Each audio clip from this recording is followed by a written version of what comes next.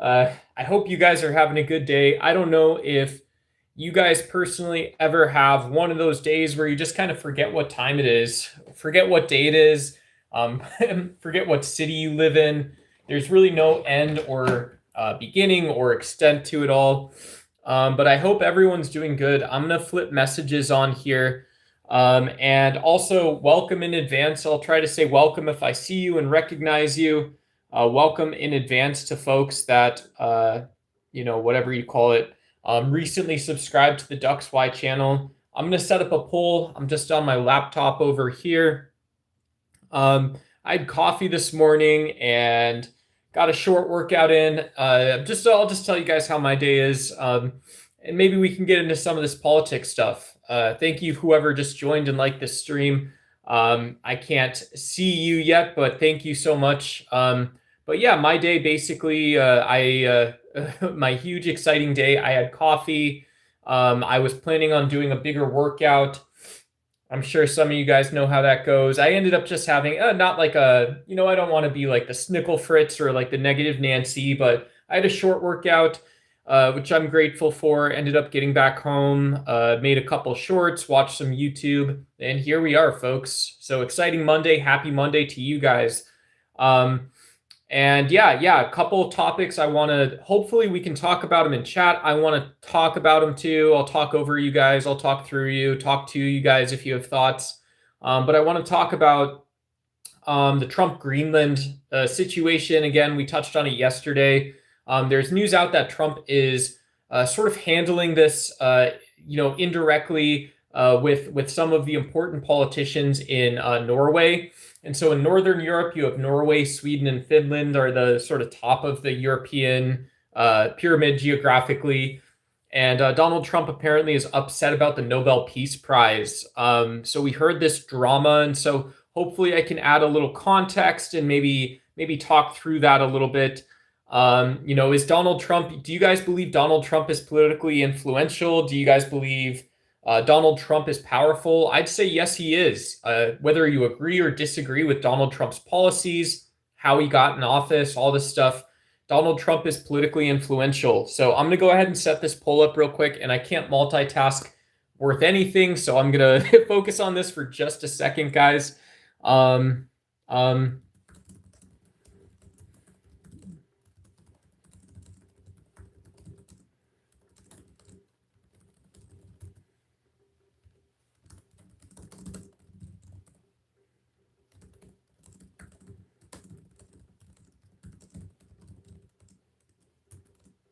Cool. So I set up the poll. Blammo. I'll be able to see how that goes, and I can give you guys some updates if anyone votes on that. But also just casually, hello, and good to see everyone. And yeah, there's also some stuff out of Minnesota. There's kind of a funny small story. Trump is awesome, says David. Cool. I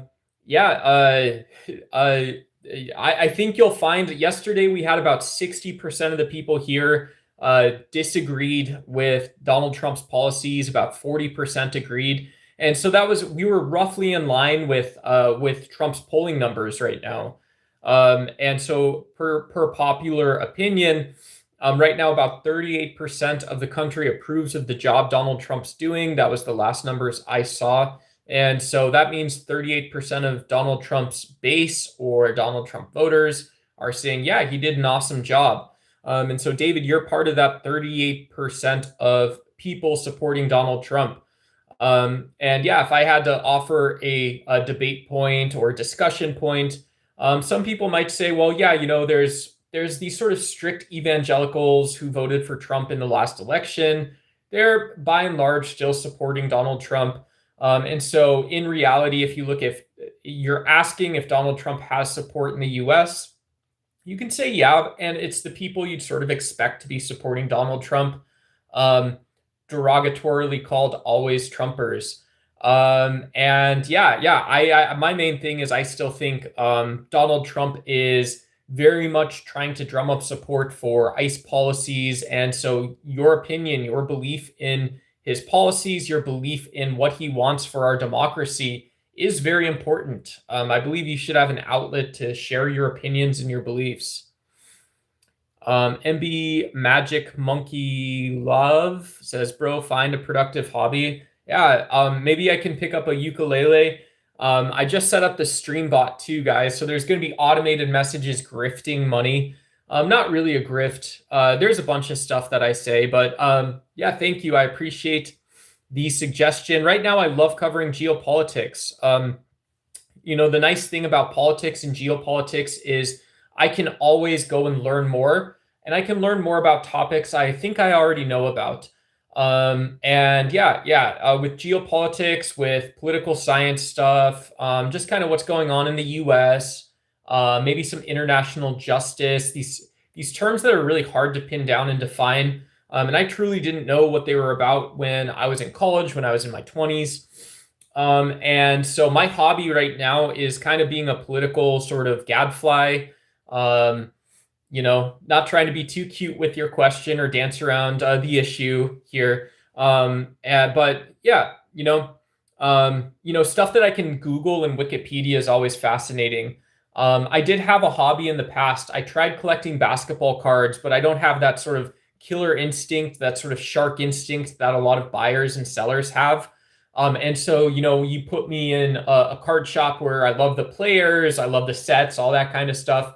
And it's, oh, woe is me, right? I'm not a victim, but I had a more expensive, less productive hobby, if you will. Magic Monk. Trumpanzees. Yeah, I haven't heard that one yet. If you guys can explain that one to me, that would be crazy. That would be new to see to me. I was covering Fareed Zakaria the other day, who's a PhD from Harvard, really huge brain guy, well respected. His PhD advisor, so someone very important and close to his studies, also has written some of the sort of like core text, the books everyone reads in international studies. His name's Samuel Huntington. And so I was covering Fareed Zakaria the other day, and he was on CNN. He got a chance to kind of flex out what's happening in the world, flex out his Trump knowledge, all this kind of stuff. Hey, man who needs cookies. Hey, hopefully you're good. We have a wealthy investment banker who wants to be my toilet in the chat. I'll tell you what, if we can get, thank you so much for supporting the stream with likes and subscribes. If we can get like 15 likes, I'll show you guys the pajama pants I'm wearing. I'm business up top, party down bottom. And so instead of being my human toilet, I'll show you guys my pajama pants. Thank you. But yeah, Trumpanzees is new. I got a bunch of TDS yesterday. I got a bunch of TDS comments yesterday, and people were arguing and debating whether TDS meant that we're supporting Trump or we're denying our support for Trump. It's like, you didn't love me hard enough, Mr. President. Yeah, you are still my president, President Donald Trump. That's one of the reasons I wanted to get this poll out, is I wanted to gauge what you guys think. Maybe I'll write an article or do a video later on it. So please do vote if you see the poll. If you refresh the stream, you can vote in that poll as well, or carry on with your browsing experience. Oh, it hurts me so to see you guys leave. No, but please do feel free to stay. Feel free to say hi in chat. Feel free to leave. Oh my gosh, and we got King Kalei Yugan. I don't know how to say your name. Kalei Yugan. You again. Yeah, we've got new terminology tonight. We've got Trumpanzees going around in chat. I haven't heard that one. And so exciting stuff, guys. Exciting stuff. Yeah, I've got a poll going on. And if you guys see a message from the automated bot, I did create a change.org petition. If you want to ask me about it, I'll tell you about that. But I really need and want at least 5 signatures from tonight's stream. I don't get paid off of it. I don't get attention off of it. I believe it's an issue that's really important. And it's making sure that the United States stays represented on international issues, especially humanitarian issues.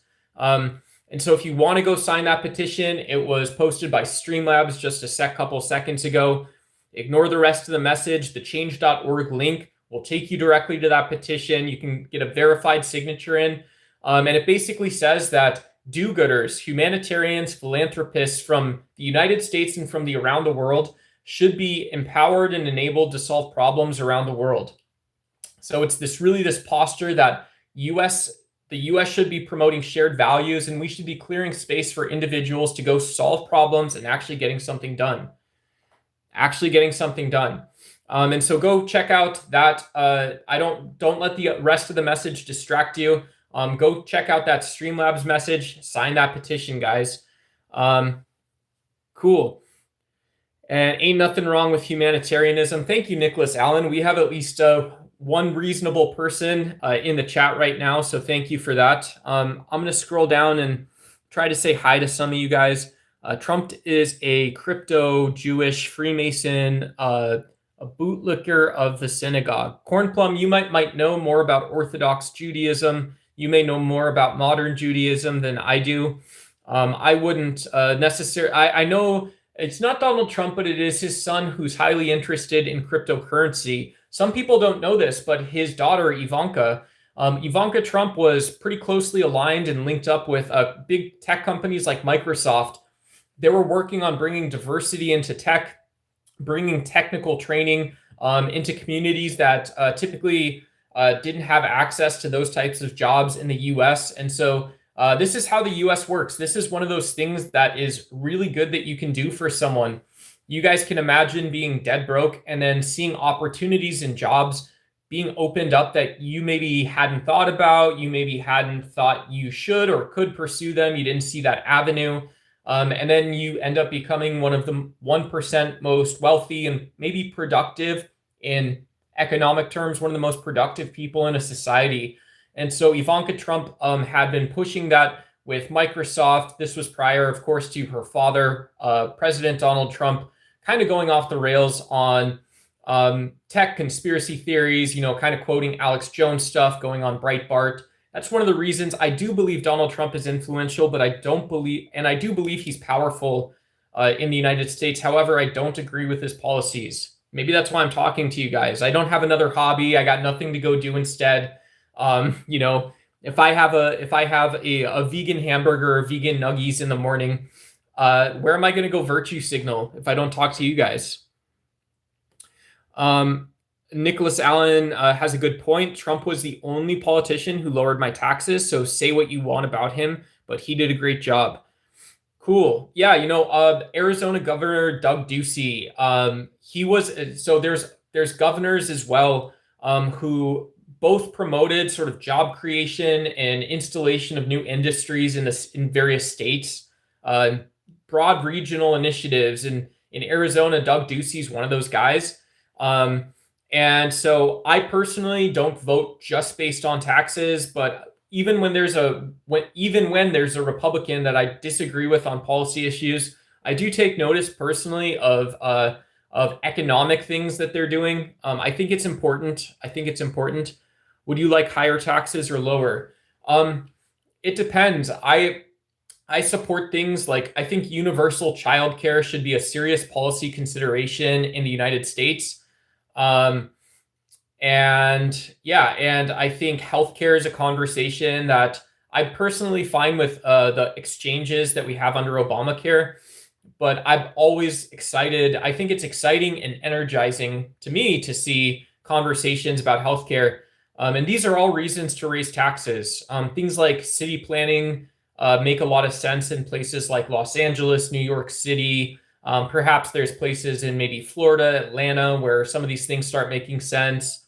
Growing cities like Austin, Texas, where they're like, we kind of got to get a control under, collectively, these are issues that politics does have a role in the conversation. And so, yeah, now Trump has a lot of things wrong, but I do like lower taxes from the Republican side. Yeah.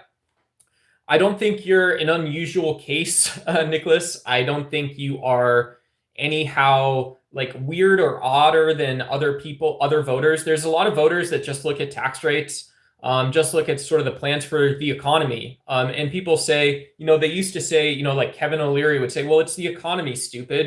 It's the economy, stupid. And you would have really long conversations about these sort of sticky points. Oh my gosh, we got Hanko Flamio, Hank in chat. Taxation is rent. Yeah, I can tell Hank was born in a big city. But yeah, Hank's one of my, he's a fellow streamer. He's one of my buddies online. He's one of my friends online. I look up to Hank about a lot of things. Very smart guy. We have very different beliefs, but we don't talk about politics that often. So say what's up to Hank. I support moms who stay on a home and raise their kids. Yeah, there are people that vote for others and there's people that vote for themselves. Some people just look at taxes and don't really think it's a political issue how you're going to take care of your kids while you go to work. They think you're going to figure that issue out.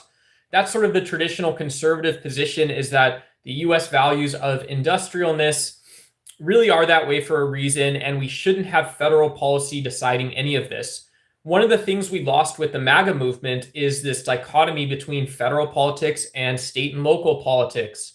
It used to be the case, people would all say, oh, well, California is always going to be a little more progressive, a little more out front on some of these issues. And it's because people talk about their actual day-to-day lives more regularly. If you can imagine this, you go to LA for brunch. If nobody can afford their rent right by downtown Los Angeles, every working parent, every working single parent, single dad, single mom, single whoever, I don't care who it is, they're going to talk, and that conversation that they're going to have is going to be about, well, yeah, this was really uncomfortable and annoying for me. It's maybe existential. I might get evicted. I might have a hard time staying here. And so the progressive Democrat position has historically been, well, go out, campaign, and vote. Support unions, support politicians that work with unions, support people that are going to help you pay your rent and buy your groceries, support people that are going to help keep your power on, because these are things that impact people in the real world. And I believe my argument, if you guys have a response, I don't think some of you will. I don't think all of you guys have thought about it as deeply as I have. Not to be too Alex Stein on you guys, but I don't think a lot of the always Trumpers in the audience have thought about what it's actually like. What is it actually like to sort of suggest that, well, it is just Christian nationalism. It isn't what people actually think in their day-to-day, and this becomes the sole political issue that we address in our politics. And your values don't get represented locally, on the state level or federally because of this. And so losing that sort of federal state distinction, I blame Donald Trump. I don't think you guys will have a response to that. But I'll wait. People, my fellow Kamala voters, my fellow Arizonans who voted for Ruben Gallego, we're watching chat. We'll wait for you guys. But also, I'd love to have a conversation. Know what you guys think. Let's see. How's our poll doing? We've got 76 votes. So far, this is just like looks like the poll yesterday. 60% of you do believe Donald Trump is influential in U.S. politics. You say, yes, he is powerful. You agreed that we can agree on that statement. 60% of you agree, yes, he is powerful. 40% of you say, no, not at all. He's mean-spirited. So I'd like to know why. I think Donald Trump is powerful. I think he's influential. And that's one of the most important things, is maybe the only thing that matters and that we can focus on together is that Donald Trump is still president. I don't support him personally. But, at the same time, it's just what it is. I opened this poll up and now, oh, there it is. Now I minimized it. Hey, what's up, Doombased? Good to see you. I opened it up. JD Tux, he's a president now. He is not. Is he not powerful? That's insane to think he's not. That's what I was thinking. This guy can go out and take over every main news story. To me, I would think that if you have influence in the media, you're at least influential and powerful. But maybe it's the case that that's actually not true. That's not true. MAGA normies are delusional. Let's not say anyone is delusional. If you guys are part of MAGA and and no one should consider you delusional, cool. Hello, hi. And also, I want to know what you think, guys. I want to know what you think. We can play a little bit. Yeah, and so here's an example of why I think Donald Trump is influential. Here's a story that was blowing up on social media today, And this is, I would say, when I actually put this next to the scale and scope of Trump's presidency, I think this is an order of magnitude less important, and yet we're hearing about it. Very interesting stuff, though. Very interesting stuff that you could write a high school or college essay on this. So Don Lemon, a former anchor at CNN, he's now one of the largest sort of center-left leaning political commentators in the United States, was apparently involved or at a protest at a Christian church. Do you guys think Christian politics are important or determine our policy objectives in the US? Should we consider Christianity as a political priority, or do we consult Christian ideals when we consider policy objectives in the United States?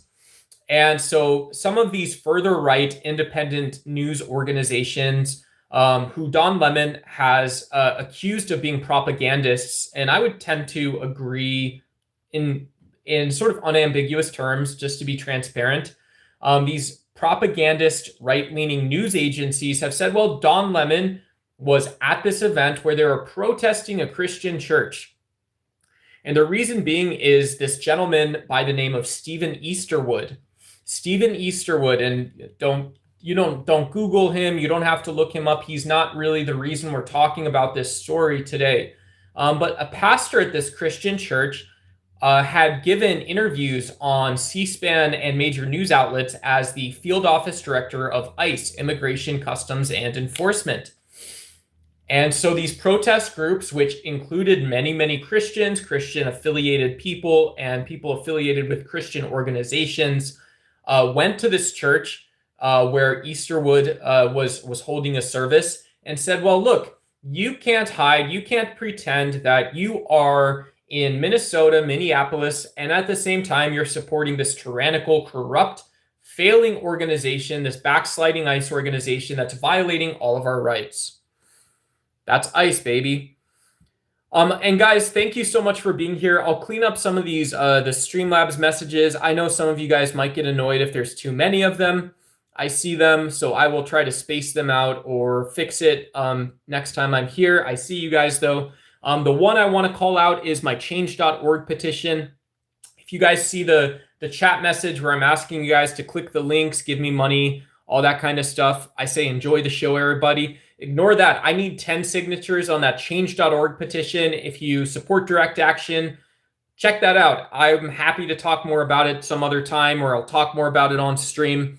But I really want to get that out. I really want to get attention and focus and the right people in place to start thinking about and solving resource, climate, and conflict crises in Sudan, in the Sahel, and really around the world, anywhere those things exist. And I don't believe Donald Trump has given those issues the attention we need him to give us. So if you believe that your voice matters, click that change.org link. You can also go to my profile, click the last video I posted. It's a minute long. And then you can go sign the petition afterwards. I think you'll agree with me. I think you'll agree that Marco Rubio, Jim Risch, and President Donald Trump will be receptive to our message. So please sign that petition. Please believe in me and believe in yourself. Believe in the power that we have when we can speak together. Now let's get back to the show, everyone. We've got Richard Warner here saying Don Lemon invaded a church. Clown face, pumpkin face. Wow, Richard Warner with a strongly held opinion that Don Lemon invaded a church. So to that, Don Lemon would say that, well, I'm a journalist and I was doing journalism. I was simply asking questions. I was notified about this before the event. And I'm guessing that Don Lemon followed journalistic ethics. And so if you're Don Lemon, you would say, well, someone acting as a journalist can't invade anywhere because journalists don't invade places. They would say this supersedes your argument.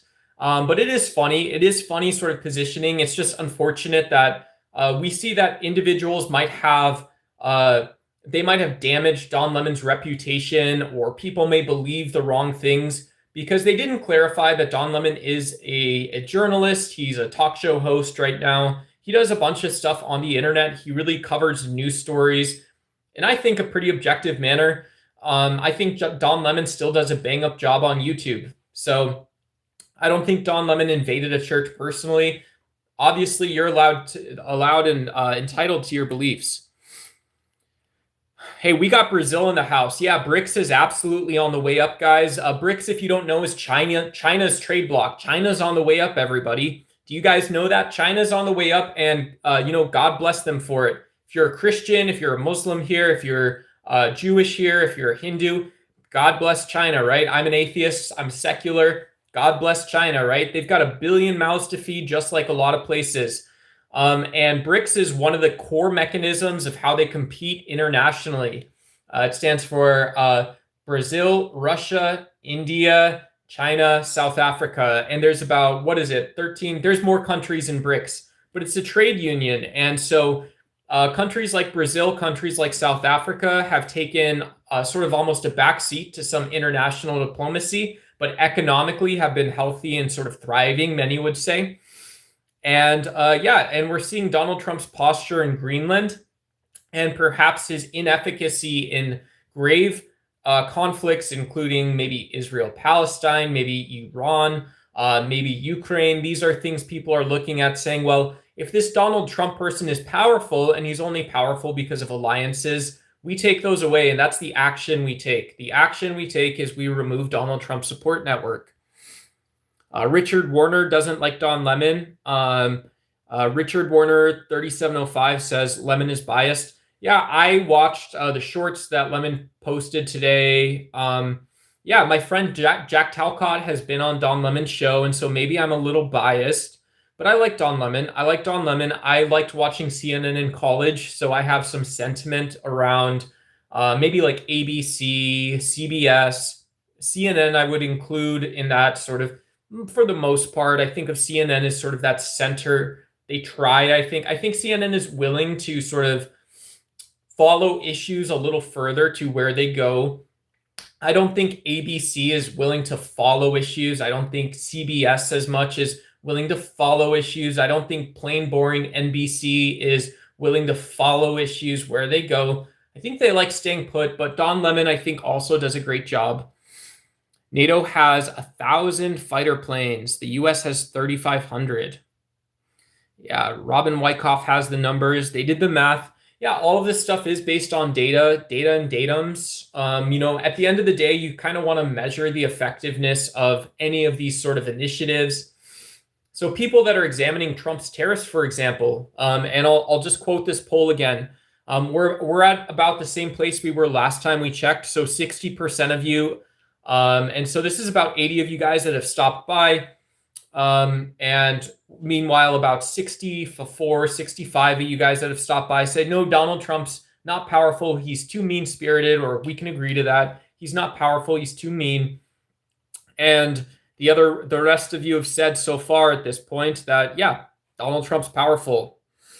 But yeah, the reason this is important is the sort of data and datum. When we look at either trade numbers, we look at the stories that we're able to tell, and we're able to look at what actually changes in the real world while we're looking at all of this. Does this fit a model that exists? Does this fit some sort of prediction about how power is going to settle? How is power ultimately going to will itself out of a state? And is this because of a national identity, or is this because of economic and military drivers, security drivers? And so the US absolutely still has the strongest military in the world. It still would be questionable how and why it would be viable or strategic for the US to engage in any other sort of direct or regional sort of conflict.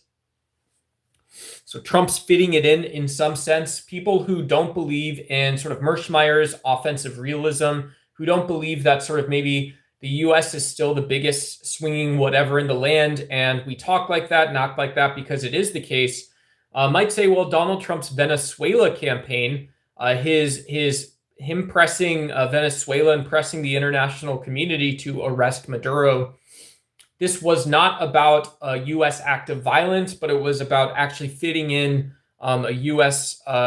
Foreign policy priority. I tend to think this was an illegal operation with an illegal mission with a legal operation sort of inside. I think this sort of violates what the office of the president is supposed to be able to do. That's my 2 cents, everyone. If Trump wanted to take Greenland, he has the capability. Wow, there's way too many Streamlab messages. I'm so sorry, guys. I'm spamming chat myself. My bots are spamming chat. So I apologize to you guys about that a little bit. I'm sorry about that. I'm gonna go medicinal cocaine, medicinal nose candy 133 says, I'm gonna go F my cousin. Bye. Love you too. I love you too. Have fun. Please don't feel compelled to go do that. Trump likes to push people's buttons, then sit back and watch them lose their minds. Is that true? Yeah, I just had a Trumpanzee moment, as someone suggested I do earlier in the stream. Trumpanzee moment.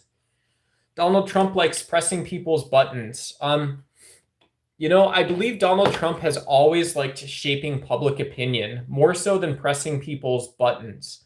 So from my perspective, Donald Trump would rather have the right media spots. And we've seen since 2015, he was able to use sort of like race baiting, able to misconstrue facts in the world to the way that people like to hear about them. And he would do this in order to sort of speak more to his base. He would believe that people would go fight for him, and they sort of by and large have. And so what's wrong with that? Well, what's wrong with that is if that doesn't actually ever produce a good outcome or a sort of a policy environment, the policy that you produce and the execution or management of that policy is never good. I would suggest you guys don't do that. I would suggest we don't do that. I'm just looking for fellow MAGAs. Hey, what's up, Jay Woda? Looking for fellow MAGAs. I'm new into MAGA, and the more I get into it, my sister and mom just start to look hotter and hotter. This is a side effect of MAGA. Thanks for the help, fam. Oh man, old school. Did the US get that stuff right? Man, when I'm a millennial, I'm 30, 35-ish, 36, but when I was your guys' age, people used to throw around all kinds of insults and stuff like that. I think we got that stuff wrong, but that doesn't excuse bad behavior, in my opinion. In my opinion, that stuff, we should see that and say, well, why is the world mean to some people? Why does the mean world seem to pick winners and losers? The downside of this is I would hope that people can accept that if I'm saying that, I'm the great communicator, I'm the great political sort of commentator, I'm the guy that wants to bring people together. I'm a narcissist, and I'm proud of it. I'm happy to be out front with it. No, but let's just say, I'm that guy. The one thing I would want to mention as well is that if my prescription as a progressive Democrat is that, well, we need to talk about national values, but we cannot do that at the cost of conversations. We cannot do that at the cost of excluding people. We cannot do that at the cost of presupposing that certain people are less American or less capable of being successful here. If that's my suggestion, is that we actually equilibrate and we sort of create common ground, I personally don't buy that. I don't buy the space that we create by saying, well, yeah, there was backlash. There was backlash against white people or something. I don't think so. I think Donald Trump pushed that message from what just sort of seemed or felt some way into a material reality that just does not exist. A concrete, material, unchangeable grouping of things in the world that just doesn't exist. There just is no such thing as like a deleterious, damaging white guilt. It just doesn't exist. There may very well exist such a thing as black fatigue or black rage. This stuff that people like Martin Luther King Jr. or Malcolm X sought to sort of turn into useful, compassionate political momentum. Your poll question is flawed. Oh, Christy, I got the methodology folks in here. I got the methodology, the statisticians. Christy 8347 is saying my question is flawed. How could I have biased this differently to produce exactly the result? Christy, I'll ask you this. How could I have biased this differently to produce exactly the result of Trump's approval rating in the US? I'm just kidding. I'm kidding. I'm joking. But yeah, yesterday's poll and today's poll both were totally right in line with Trump's approval rating. Hey, what's up, Emmett Ford? You do real conspiracy theory. Hell yeah. No. Yeah. I haven't taken stats classes in like 14, 15 years. No offense, bro. Yeah, but don't do that. Don't mix up my statistics brain into streaming. I'm gonna mess it up. I'm gonna mess it up. God, there are so many of these freaking Streamlabs messages. Guys, I'm gonna see if I can sort of tone these down real quick or something, because they are going absolutely nuts in chat. And I appreciate you guys who are sticking it out, but it's bothering me aesthetically. So I'm gonna see if I can't edit these. And let's see. There's one. And we're just going to add a couple minutes to each of these, and that should hopefully clear up our chat environment quite a bit. And yeah, and guys, while I'm doing this, if you guys want, do go find the change.org petition that I've posted. It's the only message tonight that I'm really focused on, and the only one that matters. And I really want to talk to President Donald Trump. I want to talk to Secretary of State Marco Rubio. I want to talk to the head of the Senate Foreign Affairs Committee, Jim Risch from Idaho, I believe.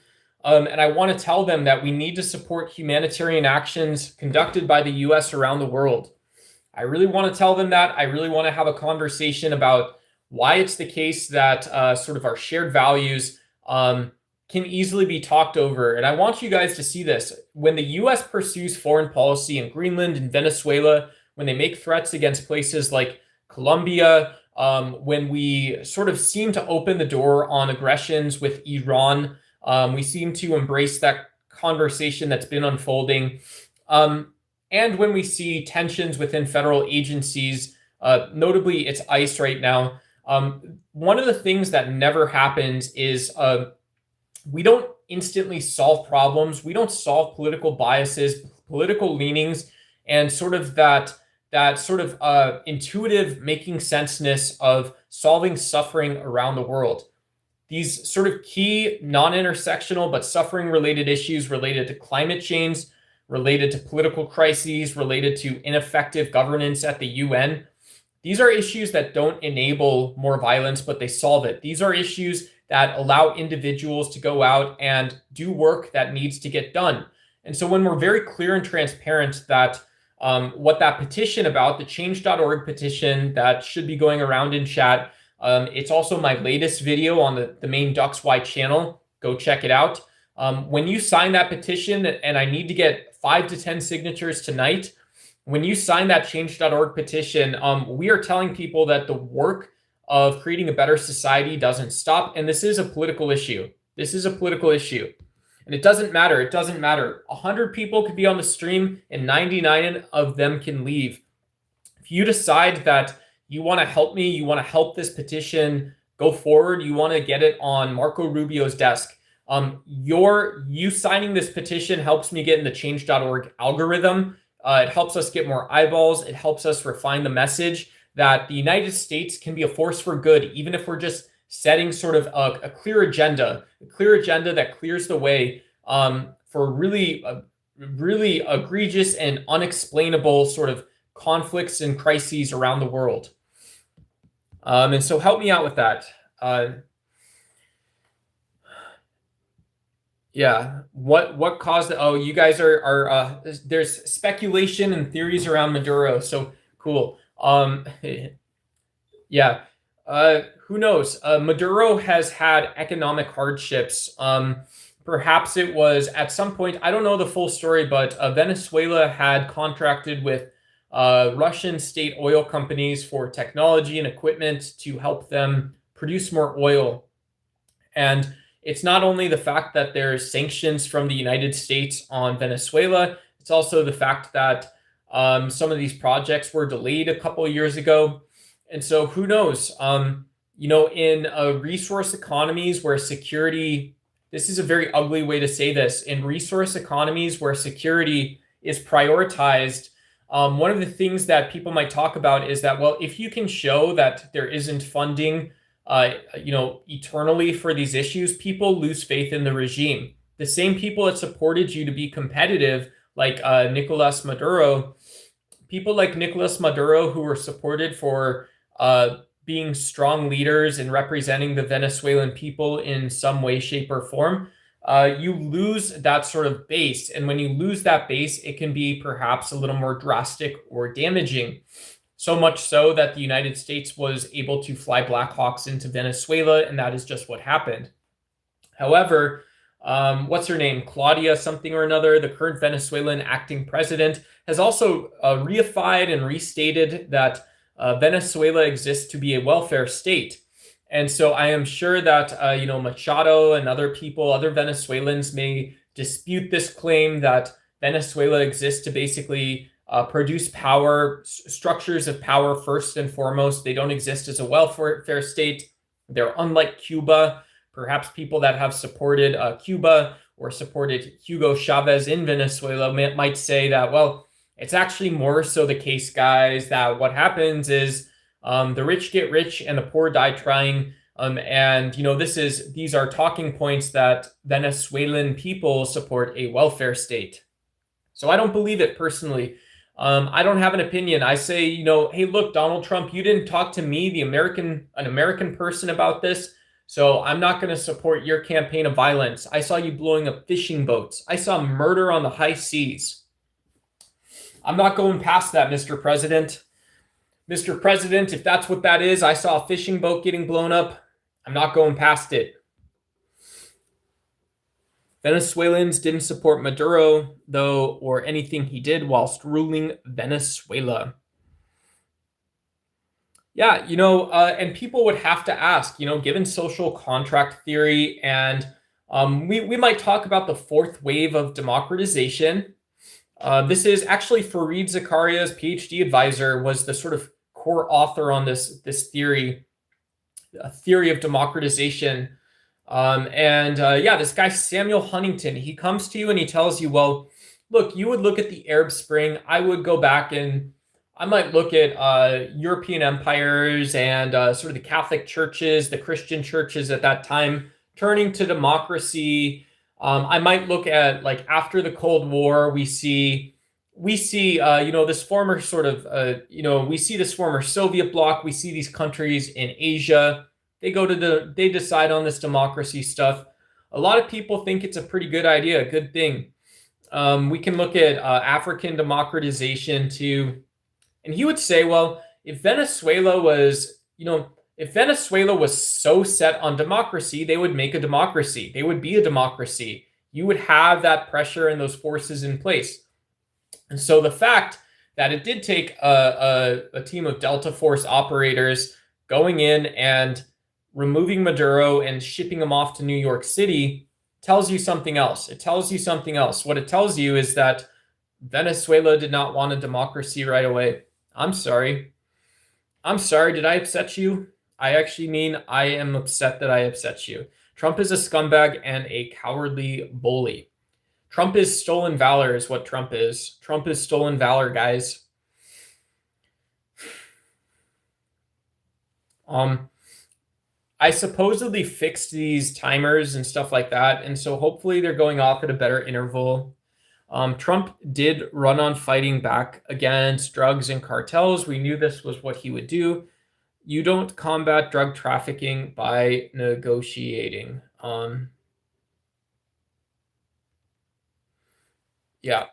And so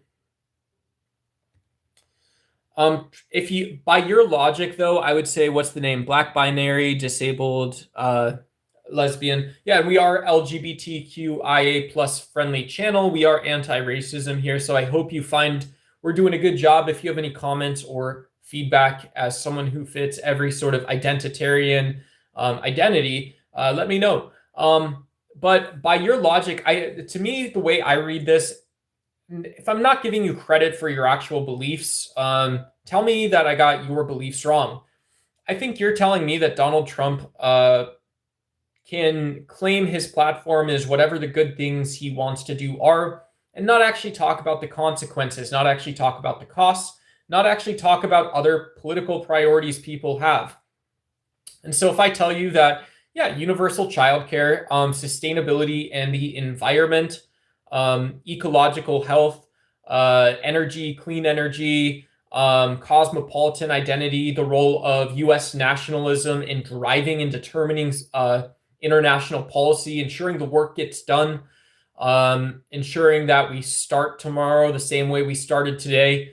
If I say these are all priorities and that the US values consistency above all else, I can say, well, this ICE escapade and this Venezuela and this Greenland thing, these are all distractions. This isn't actually how the US gains power. The US exerts power and projects power when we consume energy and when we do good things. It's really not more complicated than that, because when we spend energy and we do good things, we have money and we can show that we have money and we can spend it. Welcome to international politics. It's exactly like it looks. It's as simple as it looks. It's exactly like it sounds. That's called realism. That's called realism, is that our founding fathers knew in the Federalist Papers, I forgot which one it was, but I believe it was Hamilton writing. No, this was James Madison. James Madison writing in the Federalist told us, well, the United States isn't some place that's going to be attacked. And if you think the United States is going to be attacked for no reason and by some small invading force, you are out of your mind. And so strategically, when we decide as a democracy what our standing army looks like, how we support the United States, we get told right away that change your perception, shift rooms, go to Mars, because what you've been talking about is totally wrong. You're competing with yourself, you're shadow boxing. So I don't believe in shadow boxing. I believe that it is also shadow boxing to say that Trump ran on fighting back against drugs and cartels. I don't think so. I think Trump fought back on spending. Trump ran on spending a ton of money, hiring unqualified people. I think Trump ran on expecting his evangelical Christian base to hate people, to hate or to dislike people of different religions, different sort of ethnicities, different countries of origins. That's what Trump actually ran on. He didn't run on fighting the drugs and the cartels. I've seen Sicario. They've got this character, Kate from the FBI and Matt from the CIA. I've seen both of them. And it turns out I don't see Donald Trump when I watch the movie, the Hollywood hit film Sicario. I don't see him in there. Yeah, and how about that? There's Donald Trump perhaps has weakened or totally shifted focus away from China's sphere of influence. When we actually look at places like maybe the Golden Triangle, or we look at emerging but not yet emerged Southeast Asian economies that are capable of playing some role in global drug trafficking or money laundering. When we look at European partners who are also perhaps able to do some of this stuff. And when we look at generally looking at the political issues that from which these problems emerge, Donald Trump's just posturing. It's bluster. It's bluster. That's why when we go back to the poll, folks, 160 votes, and thank you all for being here, by the way. Please do like and subscribe. There should be I want to see at least one person subscribe, because I set up a custom like subscriber chat bot. Maybe that should be the only one that's on, because I'm just spamming the chat. But the U.S. doesn't need NATO. NATO needs the U.S. And yeah, our poll, same thing, guys, just like Trump's approval rating, but maybe not related at all. 60% of you guys. So so far, this is how many? This is 96 of you guys that have been here tonight. 60%, 96 of you guys have said, people have said, yeah, he's powerful. And 40% have said, no, he's mean-spirited. And so, yeah, whatever that number is, yeah, 64 of you guys versus 96 of you don't think Trump's influential or powerful. Yeah, the U.S. needs, but the U.S. also needs NATO for other security functions. We could say things, I don't know if this is, Robin is underhandedly giving us an education in chat. So thank you, Robin, either way. But the U.S. does need NATO, and I'll prove this case to you. I'll prove this case is that we hope that the international system produces peace and produces generally prosperous and sustainable results for everyone who participates. We hope that, and we should ask questions about how that happens and how that occurs. It's also the case that it's not just NATO and these either ideological or geographic security complexes that exist, but we see things like arms trading that exists around the world. We see this sometimes going to legitimate governments who are trying to consolidate power and give people the chance to build democracies or preserve democracies. NATO countries play an enormously important role, not just in other aspects of security and controlling geographies, which basically make the United States obsolete if they don't exist, but they also sort of provide a lot of the frills around the edges, these things that are incredibly important that you would never say don't exist. You would never say they just don't exist. And so I disagree. I would say, Robin, that the US does need NATO allies enormously, and we should value and make more important the small things we do to compete so people can understand them. Whatever can be understood in basically lighting a bag of poop on fire and flaunting it around, guys. Let's flaunt it. I want to flaunt. The US is a joke and a stage. Hey, what up, bros? 272? Hey, what up, bros, to you too? Good to see you. I hope you're doing well. I hope you have your own little stage. Yeah, that feeling, I have that feeling right now when I'm on camera personally. I don't agree totally the US is a joke. That's why I have the poll, because I still believe Donald Trump is powerful and influential, even though I disagree very strongly with the guy.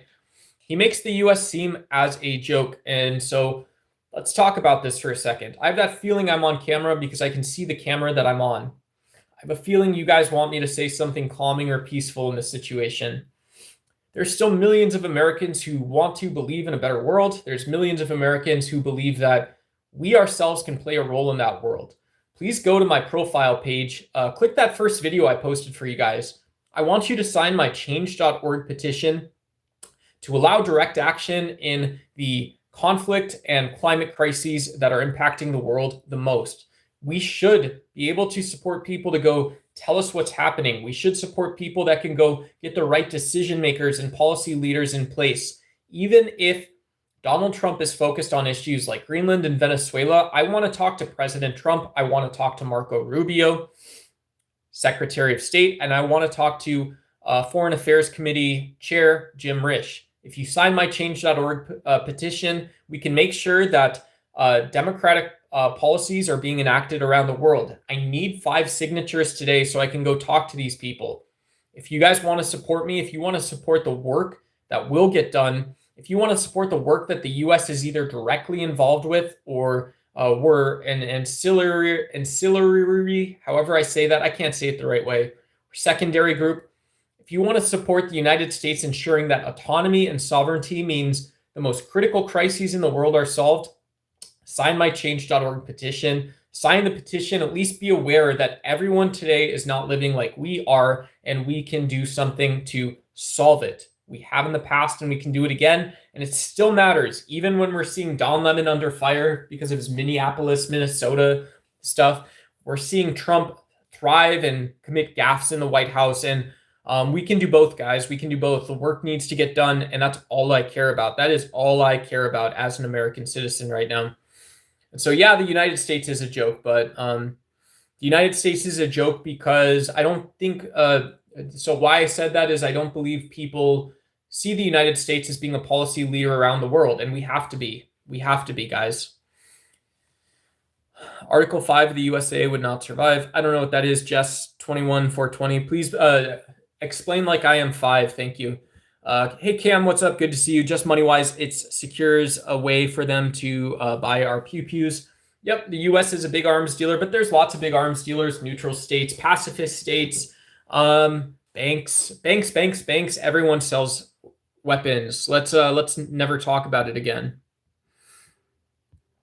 Hey, someone sign up for my Patreon tonight too. I'm just kidding. Actually go donate to Liberty Wildlife. All this shiz, guys. All this crap on my page. U.S. Army, bless. I'm going to skip down to the bottom. I'm going to skip down to the bottom a little bit. I'm not going too far, but that's why I left the left. Conservatives are far more welcoming and accepting of different opinions. I don't know all this stuff than liberals are. That's a fact. Yeah, I consider myself conservative about some things. I'm a progressive Democrat voter. The things that I'm conservative about is, yeah, I do believe that I believe there's like a definition or an actual standing definition of what like national security is. I believe we have a national interest. I don't believe that Democrats need to win every election. I don't believe that Democrats need to raise the minimum wage every single year. I believe that a lot of this can happen at the local and state level. People might not like that opinion. But I did also mention that I believe Donald Trump has made it known or believable that you can have MAGA politics everywhere. You can just have this sort of single sweeping message like, like a great flood exist everywhere. This is often called nationalism or ethno-nationalism, religious nationalism. And it's this idea that people really don't know what they're talking about where they are. Yeah, they do. Yeah, they do. They know their opinion. They know what they want done. They know what their values are. They know when their values aren't being represented. They know if they live free in a society or if they don't. Do you have a big ginger rug? I'll show you. I'll show you. This is what I'm working with right now, Toby Pipson. Bam. I got the liberal Alex Stein look going on. Not that I would advertise myself that way, but if you guys have ever seen Alex Stein or those guys rocking the suit jackets and the khakis, bam, your boy Duck's in the house.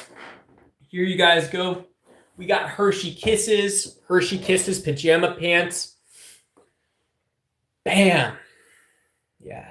If your mom gives you a Christmas present, do you know what you do? You have to wear it on the live stream. That was my Alex Stein impression. I'm just lazy. You guys are getting all serious talking about Article 5, Article 6, Article 7. I haven't read one article yet. I'm just trying to talk about my Hershey Kisses pants on the internet. Is that wrong, everybody? What are your thoughts on crypto? I have thoughts on cryptocurrency. Do you think, have you actually looked at your bank's interest rates? Some people haven't thought about this. This is the liberal Alex Stein's opinion on cryptocurrency, guys. This is the liberal Groiper, liberal tanky opinion on cryptocurrency. Let me lay this on thick for you guys. Here, hold on. We're going to fix this up. I got to do some work right now, guys. We got to fix some stuff up. What do you think this comes out for? Do you think this is a tool or not? Okay. You guys see me out here. Liberal Alex Stein in the house, guys. Liberal Groipers. Liberal tankies. You guys can hear me. I know you guys can. So here's my opinion on cryptocurrency. As a liberal tanky groiper, as a liberal banking nationalist, you guys haven't looked at the interest rate on your credit cards or your debit cards or your savings account or your CDs. Do you know why that is? It's because you don't know what an asset class is. You guys don't know what an asset class is. I'm talking about stocks, bonds, equities, and various securities. I'm talking about home real estate. I'm talking about not a credit card. You don't invest in a credit card. So if you're investing in cryptocurrency, you don't look at a credit card. You don't look at a bank account. You look at asset classes. Cash is an asset class. So if you have a bank account or you owe debt, that's the same asset class. It's cash out of your pocket. It's cash in your pocket, folks. That's what the liberal nationalist position is you should learn what an asset class is. Do you guys know who John Bogle is from Vanguard? Do you guys know what an index fund is? I'll tell you who does know. Bernie Sanders knows about BlackRock. Bernie Sanders knows all about what they did. Bernie Sanders knows all about Vanguard. He knows all about what they did. You guys have to invest more. Invest more time in yourself. Do you know what a credit card is? It's cash in your pocket. It's cash out of your pocket. It's an asset class. It's cash. It's the same thing. Get it right. Get it right. Clip this, guys. Someone clip this. Upload this. I'm just kidding. You guys are the star of this show. Let's see. We got to go into these. Only glasses, stupid, nice mic. Yeah, I don't have any money. This is $100 microphone. This is the most expensive thing that I own right now, more or less. Do you know how many dollars I have in my bank account right now? I have $1 in my bank account, folks. And I'm not going to until March. I started an online telesales job and I'm not getting paid till March. So I have $100 microphone until then, guys. All right, who's talking to me? Is someone talking to me, guys? We're doing liberal Alex Stein right now. We're doing liberal groiping. We're doing liberal trolling. Like this stream, guys. Go share this with your friends. Share this with your network. I got to get this change.org petition signed. Do you know what a petition is? It's your voice in action.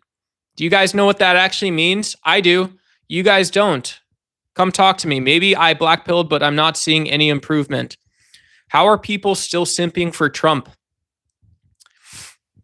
Good job, Johnny D. Johnny D took his TDS pills this morning. He listened to RFK Jr. and he did the thing he needed to do. He took his anti-Trump medicine. The anti-Trump medicine, I'll tell you what it looks like. It looks like a Buddhist sutra and a science textbook. Do you know what it doesn't look like? It doesn't look like a museum in Kentucky where humans are reading the Bible and riding a dinosaur at the same time. You know how funny that is to me? It's very funny. So according to the book of Genesis, guys, and yeah, if you're evangelical Christian, welcome to the stream. I see you. I appreciate you. I'm a former Catholic, but I'm going to say this anyways. Welcome to the stream, evangelicals. I'm a former Catholic. I'm going to say this anyways. Good to see you. So here's the truth about this. The book of Genesis wants you to believe that you had Adam and Eve were eating pork chops and strawberries and all kinds of stuff. And before language existed, the Bible was written. How else would you know that story? God tells it to someone? No, of course not. And so you base your cosmology and scientific worldview on this book of Genesis. No, you can't. No, you don't. Do you guys know what an asset class is? This is like saying that credit cards existed before gold existed. That's how silly this stuff is, guys. Be a liberal nationalist, guys. Come on, join me in this. Be a progressive Democrat, Groiper, Tanky. Be a progressive Democrat. We can call it like a factory foreman or like a longshoreman. I'm a liberal longshoreman, like my father. What was your dad? Let me pick one of you guys out. You guys, here, come up. You guys are going to come up with me here. We got Ghost Samurai, 1925. This looks like an educated, erudite, discerning person. Ghost Samurai, 1925 is in the audience, and we're going to get their opinion on this. So Ghost Samurai reminded us that Adam and Eve were they banging? I don't know if that's a question or a statement. Yes, Adam and Eve obviously procreated. They were obviously having intercourse. What were we going to ask, though? Oh, yeah. Should we be called longshoremen? Should we be called, what should we call ourselves? Let's say you're a discerning gentleman who knows various index fund and ETF asset classes, and you also are against fracking. What do you call yourself, Ghost Samurai? Quick. If you didn't respond, I'm going to kick you off the channel. He said they're children. That's not a name. I'm not going to kick you off the channel, actually. I'm kidding. I'm just joking. Yeah, so Ghost Samurai can't perform this task. Shadowband, what's up? We're being liberal groipers right now. Good to see you. I have a question. So if you didn't invest in cryptocurrency and you vote pro-choice, if you vote for women's rights, what do you call yourself? What's your name? How do you manage this in the United States, guys? I'm in the US. I'm in Arizona. But I can't call myself an Arizonan because people won't look at me and say, well, this guy knew what color car Barack Obama drove when he was a city organizer, when he was like a community activist in Chicago. They won't know about me yet. It doesn't virtue signal for me prior to the fact. Everything's got to be prior to the fact. I don't know what a groiper is. I think they vote for Alex Stein and Nick Fuentes. They write it in on their ballots, everybody. Write it in on the ballots. Do you guys know that? I'm still waiting for, I don't know if they left. Who was it? Ghost Samurai 1925 was going to help us out with marketing and branding. All right. I almost said Donald Trump's name. Don't mention Donald Trump for the rest of the stream, guys. Christian Watts 1984. Good to see you. We're trolling. We're being groipers tonight. All right. Did Barack Obama and Hillary Clinton, did they drive Fords or Chevys? You guys got to tell me now. Okay, 5 Corvette 5. I just pooped in the shower because to make my roommates argue because I'm bored.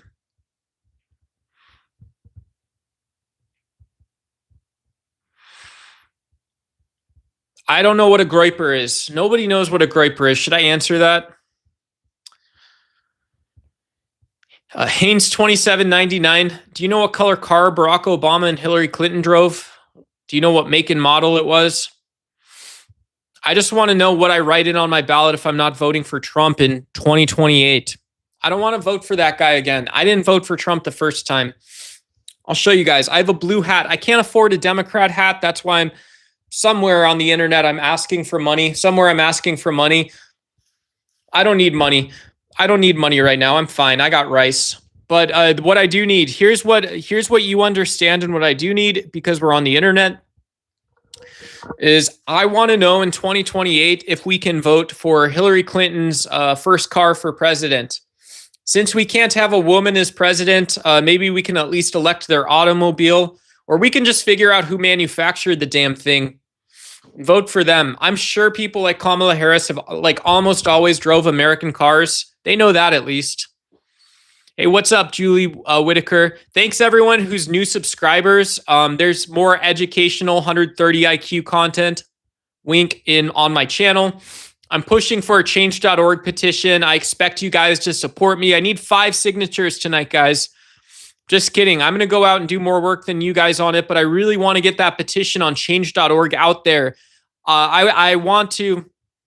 There's so many fascinating topics. Every single day seems like a magical new rainbow on in these parts of the internet. You know, update your algorithm to MAGA, to news, to US politics, these hashtags, follow them, follow me, like, subscribe, all this kind of stuff. But here's the more important part. Here's what you guys don't get. What you guys don't get is the thing that I'm going for right now. Is that Americans deserve to be able to eat vegan chicken nuggets. And also, if people that eat vegan chicken nuggets can't go help resolve conflicts around the world, if they can't do their best Greta Thunberg impersonations, if those impersonations don't lead to decision makers, policymakers in power, what do we actually achieve or accomplish? We're voting for Donald Trump in like a time machine in 2012. We're going back in time and saying, let's go redo the things we didn't accomplish the first time.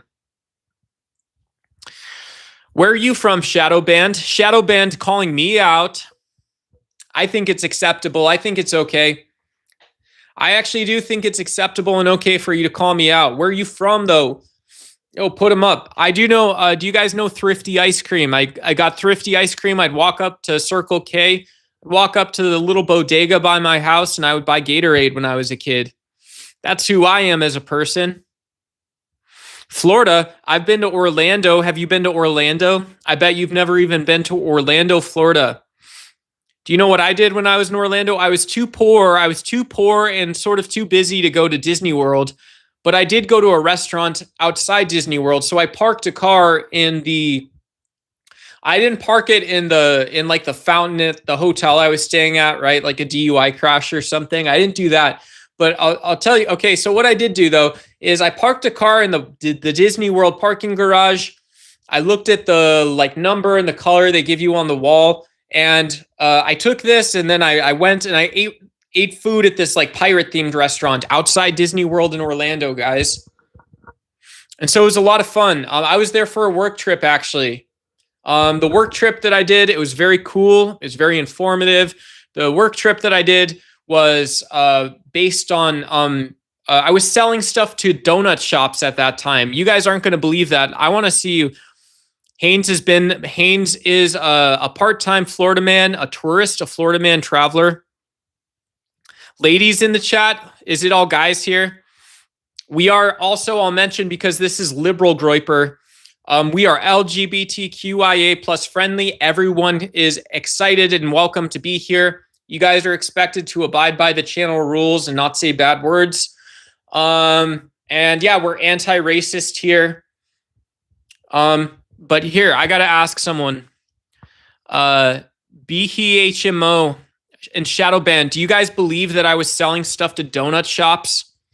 Do you guys believe in the year 2018, 2019, I flew to Florida to sell stuff to donut shops. I need to know if you believe me or not. I'll wait for a second. Look at my suit. Look at my face. Look at my jawline. Look at the artwork I have. I've got music stuff. It kind of looks douchey when I give it a second look. I've got Michael Jordan. I've got artwork. I know it all looks kind of douchey. I see that. Okay, shadow banned is not banned. You're not shadow banned. You're not any kind of banned. You can stay.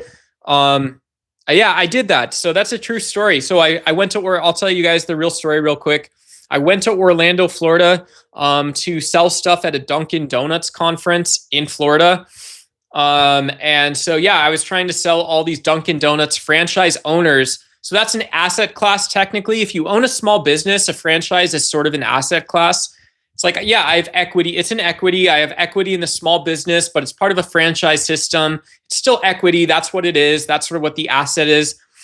And so this is important to understand, right? Because that's no different. If you're in the United States and you want to understand how capitalism works, you want to understand what you disagree with as like a great centrist, as a great progressive Democrat who's ultimately bound and determined to become a communist, most likely, guys. You should understand that if you own a small business, it's just like going to your local bank and buying an index fund. It's just like investing in your 401k. It's just also a little weird because it's part of the corporate structure. You got to get permission slips signed. But your investment goes up like an equity. It goes up when your business does well, when you have customers and they like you. I don't look like James Freeman. I look like Tim Tebow.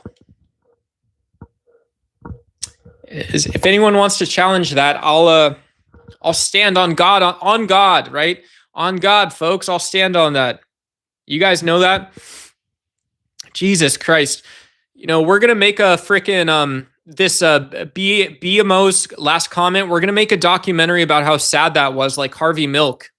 Oh my God, guys. Ouch. Jesus Christ. If you guys don't know who Harvey Milk was, he was one of the most famous gay politicians in the United States who was assassinated for standing up for gay rights.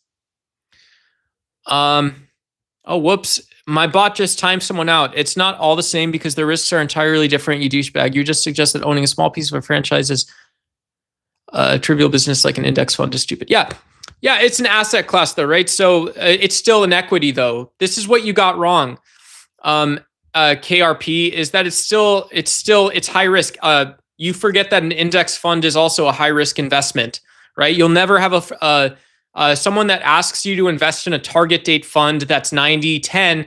If we're going to debate or argue this, they'll never tell you that's not risky. And so stock market investors, people with like a total stock market index, which indexes across the United States companies everywhere, they'd tell you this. They'd say, well, if you're a Democrat, you should know this. They would say that, well, you know, when the stock market does really badly, your equity is going to do bad in the portfolio. Every equity will do bad in the portfolio based on how it's doing. And so, yeah, being concentrated in a single equity, like a sector fund, as you're suggesting, and there's examples of this, like the Vanguard Healthcare Fund, there's the Vanguard Technology Fund, there's energy funds. These are like owning a smaller portion of the stock market, which are less diversified, more risky. They carry different types of risks. And so you're keeping me more honest. You're also calling me a douchebag. And so I'm 100% for your comment. I'm 50-50 on being called a douchebag, folks. Please do like and subscribe, and we can have an intelligent conversation. The volatility, let's read this. KRP, we got information up, folks. We are saying something smart, knowledgeable person in chat. Pay them the respect that their previous two statements deserved, other than calling me a douchebag. I'm going to read this. KRP says, the volatility associated with an index fund is an extraordinarily lower compared to the volatility of owning a small piece of partnership of a trivially small company. I don't know what trivial means in that case. It isn't. You're deciding someone's values, or you're deciding what they look at to understand something. And so I don't agree with that statement. You can tell me why I'm wrong, but I'll keep going on this, guys. And I'll say that, like, if my mom or dad or my mom or dad or Kamala Harris says, she comes to me and she says, "Oh, Trump was right. I'm a helpless little lady." I don't know why Kamala Harris would say this, because she should have won the presidency, but Kamala Harris comes to me and says, "I'm a harmless little lady who does not have an economic plan. And I never did have an economic plan. I've lied to you about this. Can you explain the risk associated with investing in equities and index funds?" And I say, "Okay, Kamala Harris, I voted for you, but let me explain the risks associated with it." And you might say that, well, look, every sort of category of risk that exists on Earth exists in an index fund. And so that's partially why that risk is spread out, but it's not minimized. But if you don't want to understand it like that, if you're like, "I'm an engineer," Kamala says, "Well, I'm an architect of doom and destruction. I am the chief architect of Bitcoin, Satoshi Nakamoto. I am your future Madam Lady President, Kamala Harris. Explain to me an index fund." And I'd say again, I voted for you, Kamala Harris. But it's also true. KRP's right. KRP probably knows more than I do. They're talking about some real stuff. And I think it's also true that when you invest in a total stock market index, you're also investing in the total risk of equities. You're investing in the total risk of equities, even if it's spread out and you're unlikely to experience all or most of it at any one time. But to say it's trivial also undermines possibly the sort of information about your investment, about that transaction that you could actually sort of glean from that. And yeah, I'm perhaps a little more hands-on, value-based sort of like my philosophy. Like I told you guys, I have $1 in my bank account, but if I was an investor, I'd be a value-based investor. And I would want to know what that dollar can do. What that money do for you, son? What that money do for you? Buy for $1, sell for $2. If I'm doing the same thing, if I'm going to do the same thing, I'm investing in that. Yeah, but I used to work with some small business owners, and I'll say this, and then maybe we can pick the topic. But, if I was to explain my work with small business owners to Kamala Harris, I would say, well, I'd say, "Madam President, not elect, because you didn't get elected. I voted for you, but you didn't get elected." I'd say, Kamala, I just say that, yeah, some people buy multiple of the same franchise because the product works, there's demand in certain geographies, and the customer retention is high, and so you can grow the business. And that's it. And some people will own a franchise that generates them money and income for many years. Maybe that's kind of a douchey thing to do. They're providing jobs. They're generally good people that I've known and worked with. And a lot of the best small business owners want more of the problems they can solve because it helps their business, and it's you just naturally bump into that kind of stuff.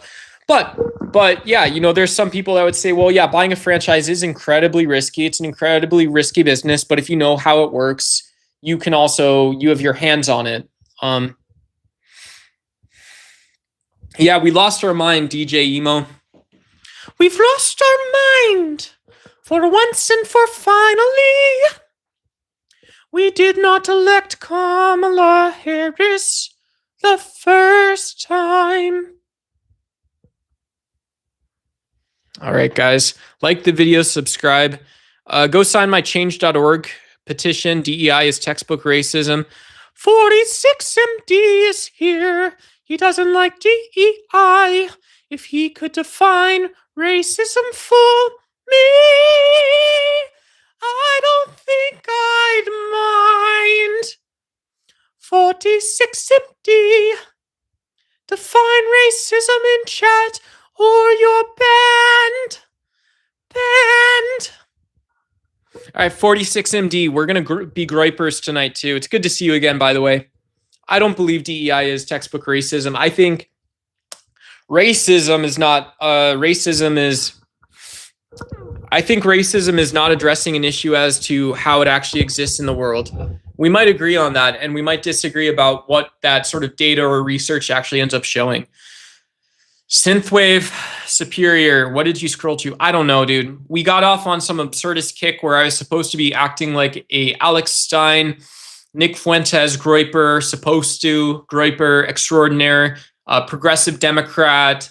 But this is a politics channel. I talk about philosophy. I talk about political science, geopolitics, political theory, politics.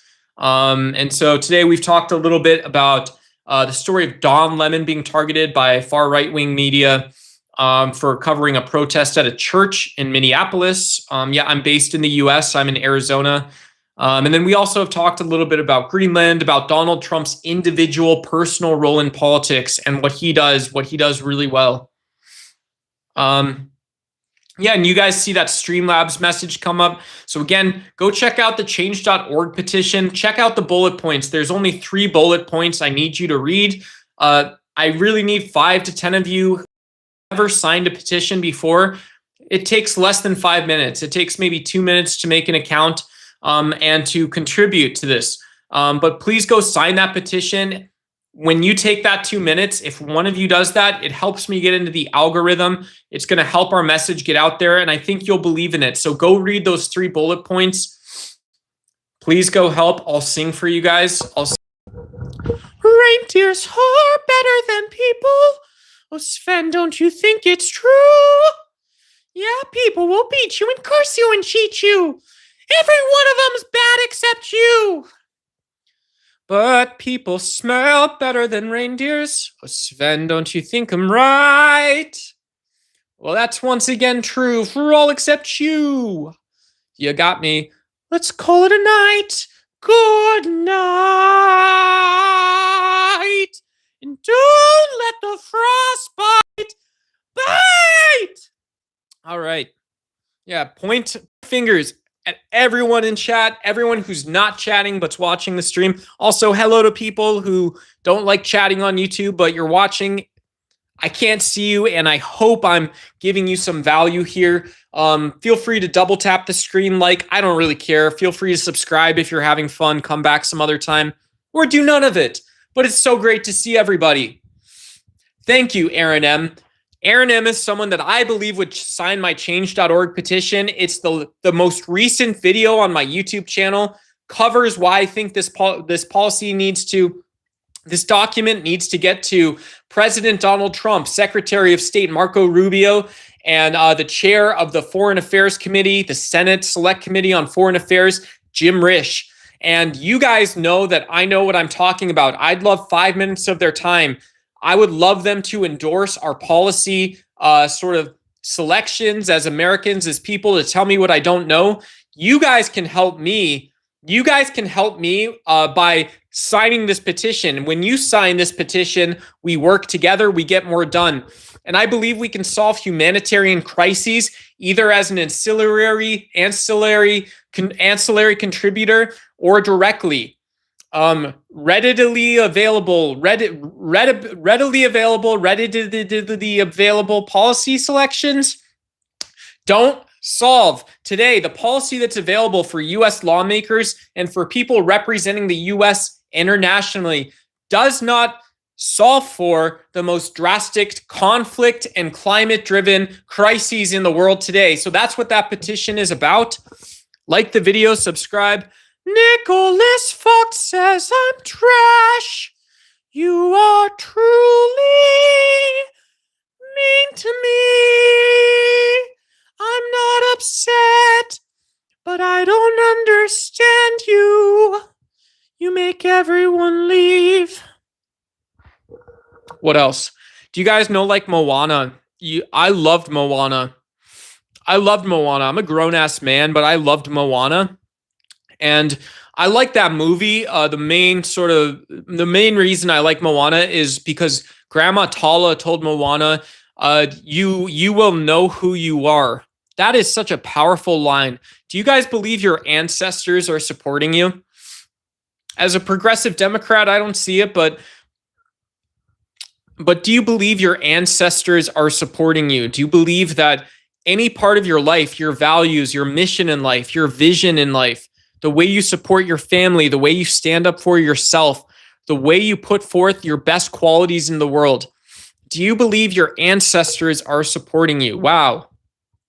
This is one of those questions where if you read a science book, they'd say, well, your ancestors are nowhere to be found. But it's also weird to imagine that your family's values, the circumstances you encountered in your life, that just disappears. For what reason?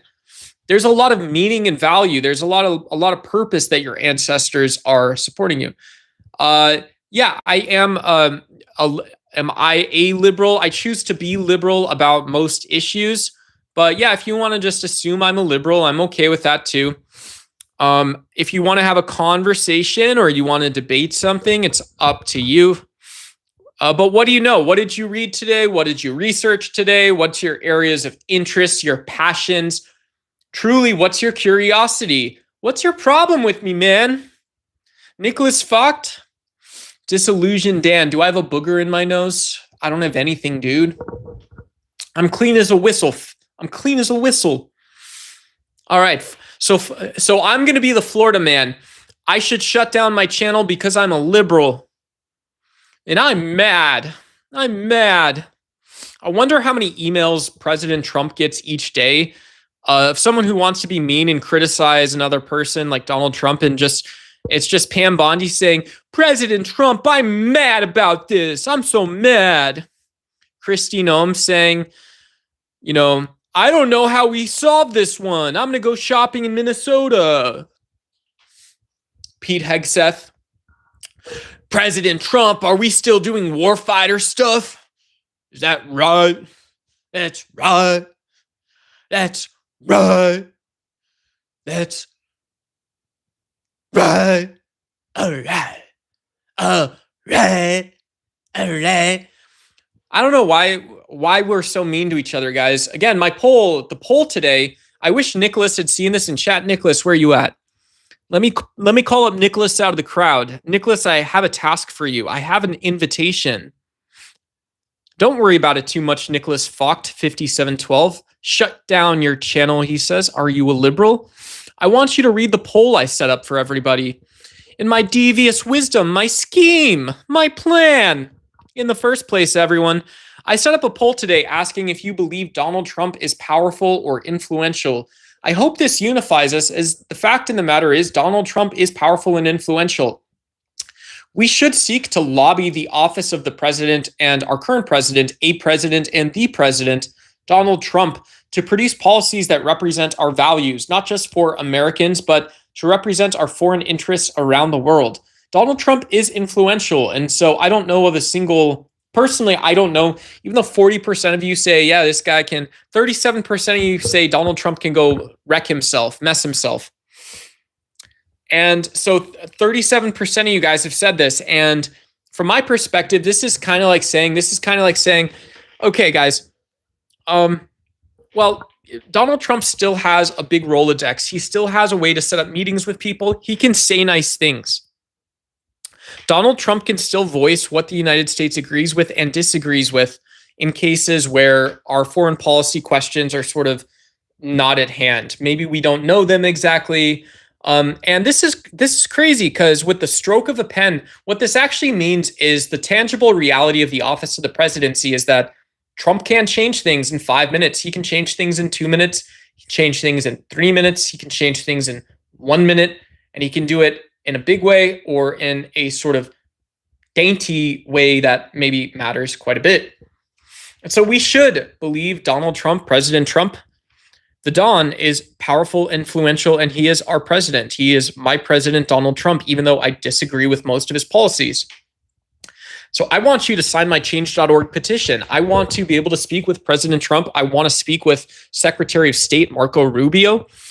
I want to be able to speak with Senate Select Committee on Foreign Affairs, Jim Risch. And I want to be able to tell them that you can represent our values. You can save lives by simply voicing American values. This is a lose nothing, gain a lot scenario, and it does good in the world. And so when we focus on the fact that good will be done and hard work will be done, if you're a Christian in the audience, you know his will be done. If you're not a Christian like me in the audience, you know we always have the opportunity to take a moment and to make it important, to make it something else, because that is what the world is like. If you're a Christian, you may believe and agree this as well.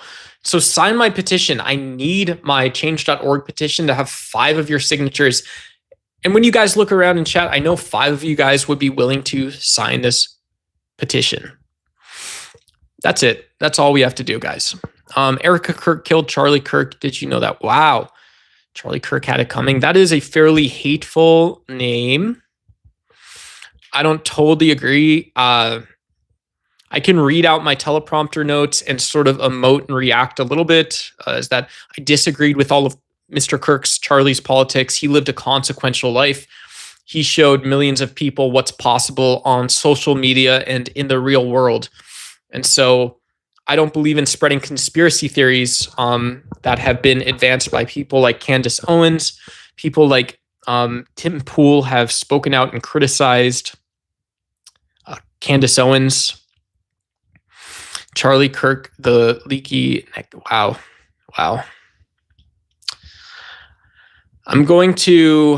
I think this is probably just an entire troll account or something. I don't want to say, because I don't know you.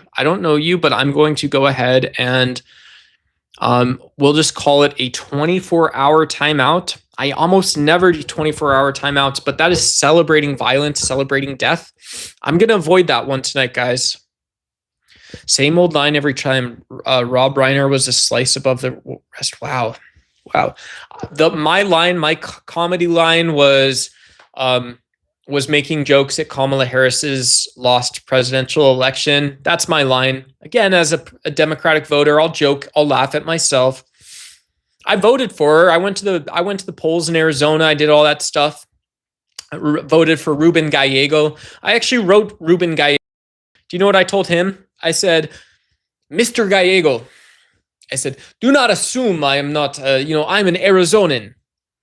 I am Duck Montoya. I am Nathan Montoya, I said to him. And I said, you must save and preserve PBS. You must lift it up. You must tell us in some light sense. You must tell us that we can tell the stories of our indigenous ancestors. No, I told Ruben Gallego this. I wrote him an email and I said, I voted for you and Kamala, and please vote to save public broadcasting. It's because of civil rights leaders like Martin Luther King Jr.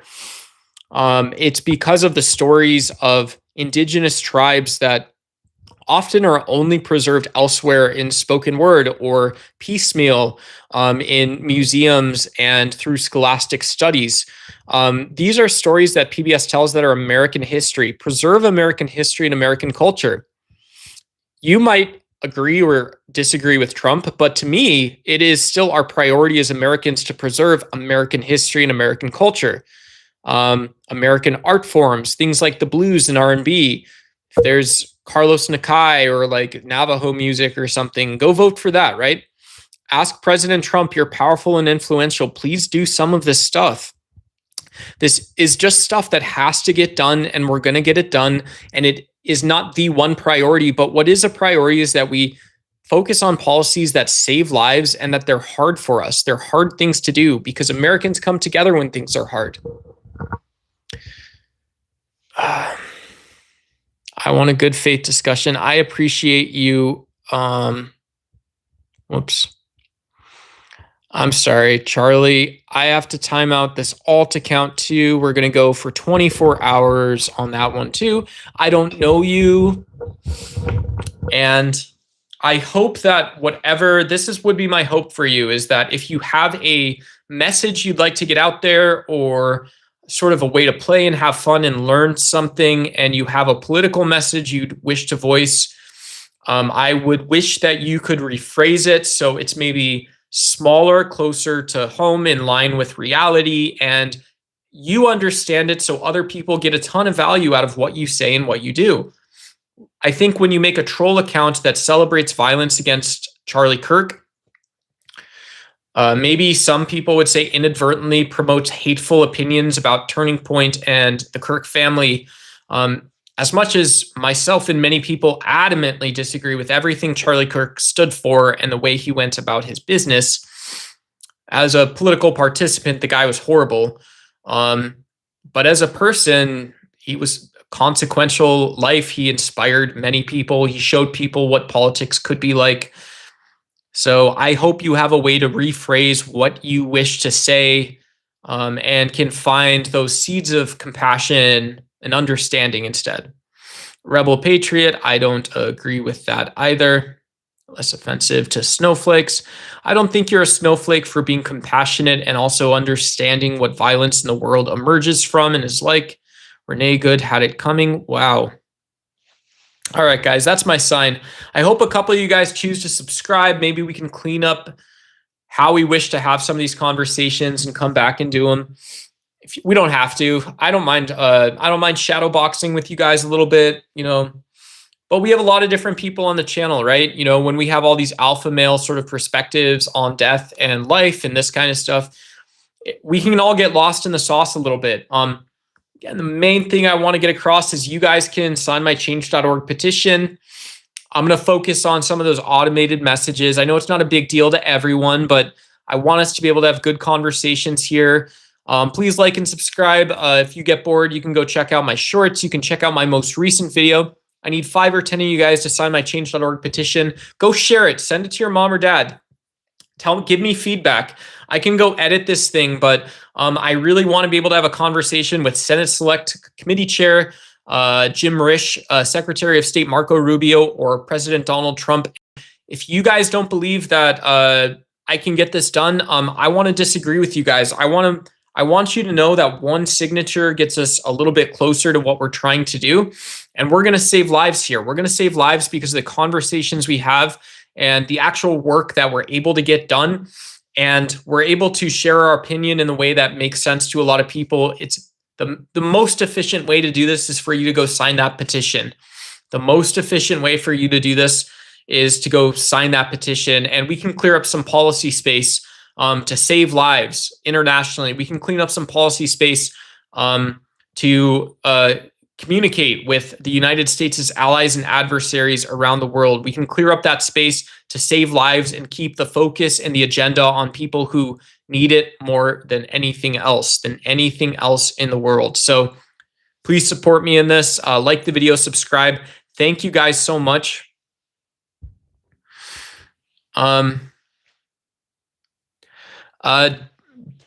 Dale, that's a really mean thing to say. I don't know. You're a hardcore leftist. Yeah, I don't know what values your collective identity has that I don't share. That would be my main question is what are you, if I'm hated, or if you hate me or you don't like me, or there's a specific issue we disagree on, yeah, I think it's cool that you can actually illuminate that and share that with me. Yeah, I'm whatever. I'm a millennial. I voted for Obama, so you can sue me. I voted for Kamala Harris, voted for Biden, whatever you guys want. So, no doxing, no talking about addresses and stuff per TOS. Thank you. Thank you. Sorry, Shadowband. I just deleted that one message. You're here all the time. Love is love. Nazis are bad. Yeah, you know, I hope you a little bit of peace. It sounds like everything's gotten a little too high up, Mr. Dale. You know, I would suggest if you want to sort of decompress and stay in it, go check out Don Lemon's most recent shorts. You can also look at one of my most recent shorts, or go check out what Don Lemon's been up to. He's been getting flack for covering a Christian on Christian protest. No violence occurred at a Minnesota church. Really important issue about perhaps laws, how we view religion in our country. If we look to or away from religion, or like Henry David Thoreau's civil disobedience for guidance, this type of stuff.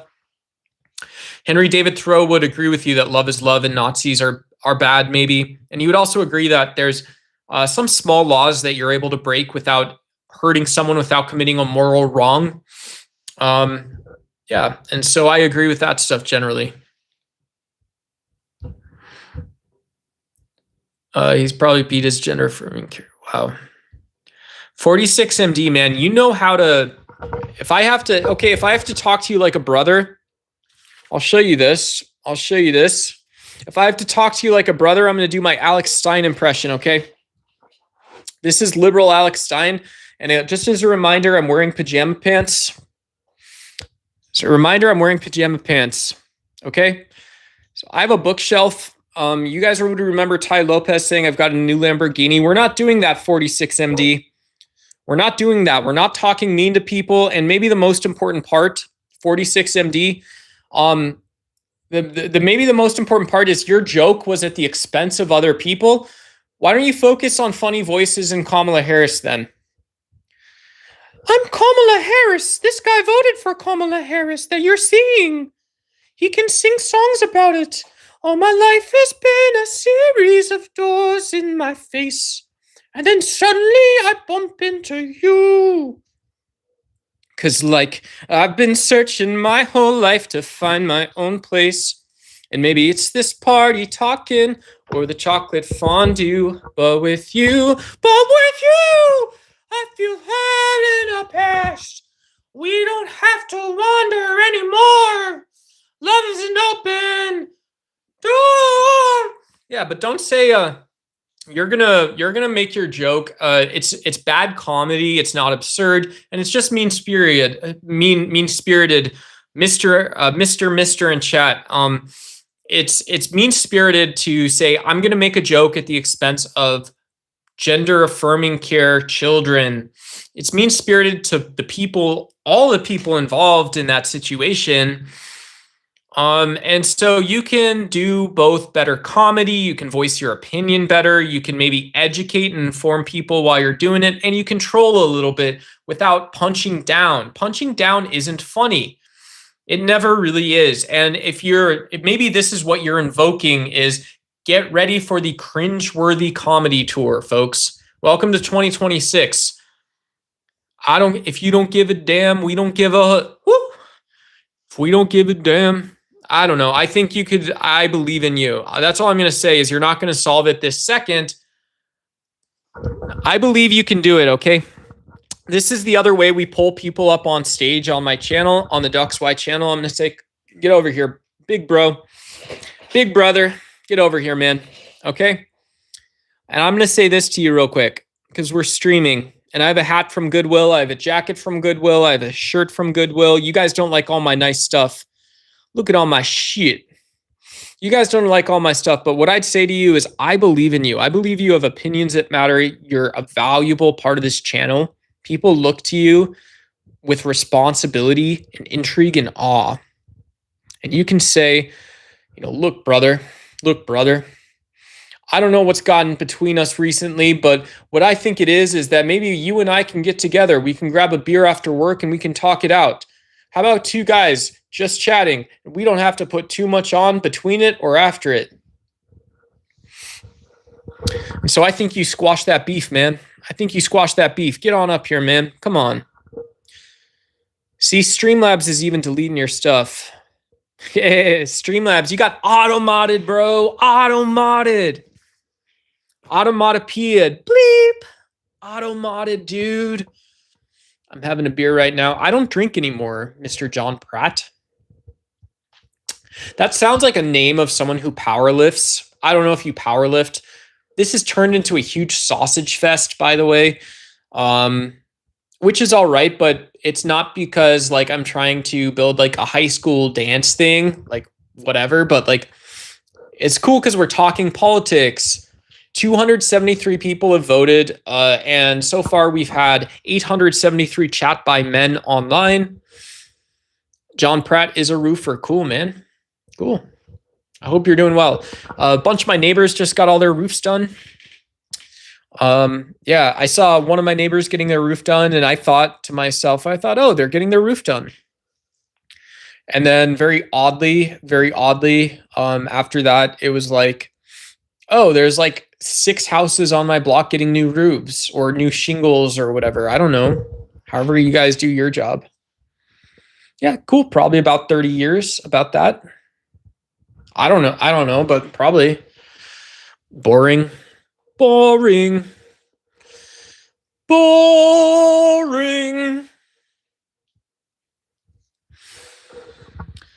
I can hold my breath and I can make noises for a long time. I don't know if you guys want to see that. Hey, Dale. Good to see you again. Hello, Dale. Oh, you've done roofing for 30 years. Oh, cool. Cool. Yeah, that's good news. That's good news, right? That's hopefully you're doing well, man. All right. I'm going to show you how long I can hold my breath and make sounds for. I'm sorry. That's a mean thing to say. All right, ready? Are you ready? Yeah, heck yeah. I'm pro science. I'm pro science-based approaches to social health. Guess what? I think a lot of people would like those things to be part of your habits and routines in life. I think a lot of people would like to understand them and think they're more accessible and just accessible in general. So whatever. Accessible in general. Ready? I need 3 people to subscribe and I need 5 people to go sign my change.org petition. It's the first video on my website. This is what I'll do again. Ready?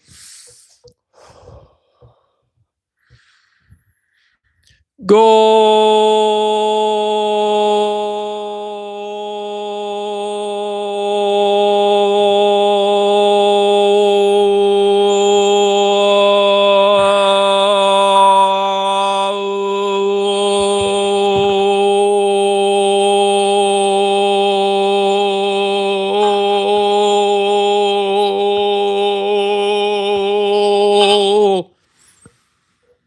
All right, that was all right.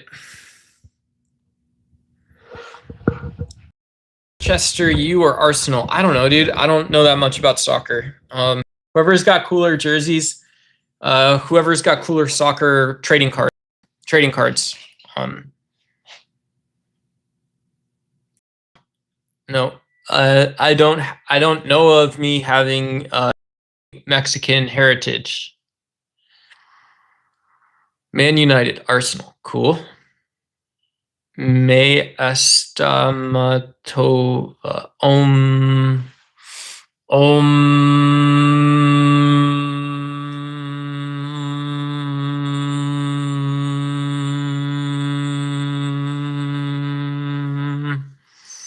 when you live in the material world and you can go forward with a sense of emptiness, not just emptiness, but I would say perhaps intentionality about how form can lead to both emptiness as well as what we think of as desire, or the sort of material circumstances that cause things or originate sort of a judgment about things. That's a good way to be. That's a good way to be.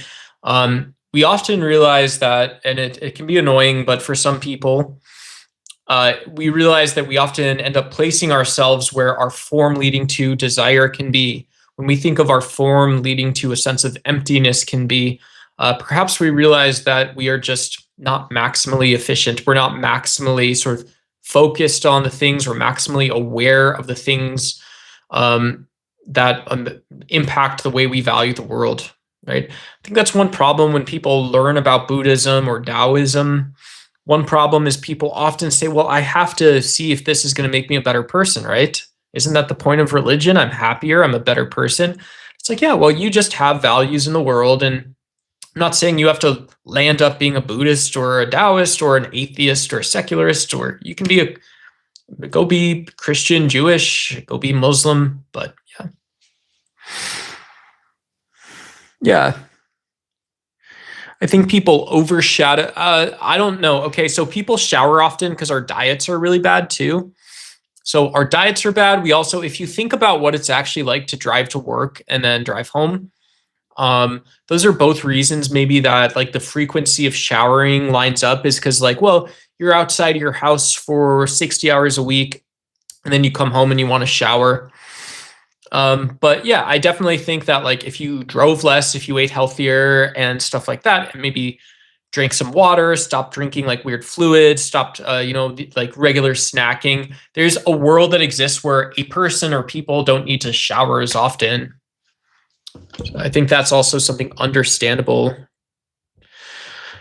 Hey, thanks for hanging out, everyone. Why are left-leaning men always so feminine in nature? You never see some salty Navy SEAL. Hey, Jay, I wish you could come over to me and maybe we can talk about this one. Yeah, I think it's actually the case that when we create stereotypes and judgments, all that happens is we make ourselves weaker. But if there's not actually information in the world about why that's the case, then what are we talking about actually? How bad is it? How bad is it, Jay? I think you just came into this chat room and said something suppositional. I think you said something that you believed would get you noticed. And so my point to you is that I think you should not be mean to people and you should say nicer things, J-Tex. You should probably do better things for people in the world and just focus on internalizing that, Jay. Come on, man. Come on. Come on. Come on, let me at him. Let me at him. Ah, ah, I'm floating away. I'm so heavy. Ah, ah. Did you guys know? Did you guys know that 90% of Navy SEALs, Delta Force operators, and Green Berets are all Buddhists? I hope you guys knew that one. That one's a funny fact. Let me hear about the loudest noise you've ever made. Let me see it. All right, guys. All right. Is this ex-military channel? Someone asks. No, it's not. Are you a lunatic? Someone asks. No, it's not also. All right. Cool. This is just an IRL political stream. Hindu. Cool. How much jail time have you done, Hindu? I'm not Hindu. I had a couple friends. I had a bunch of Indian friends when I was growing up, and yeah, and a couple of them were Hindu. Their parents were Hindu. A couple Sikh people. Most of them were not Hindus, not devout. The most irritating sound in the world. And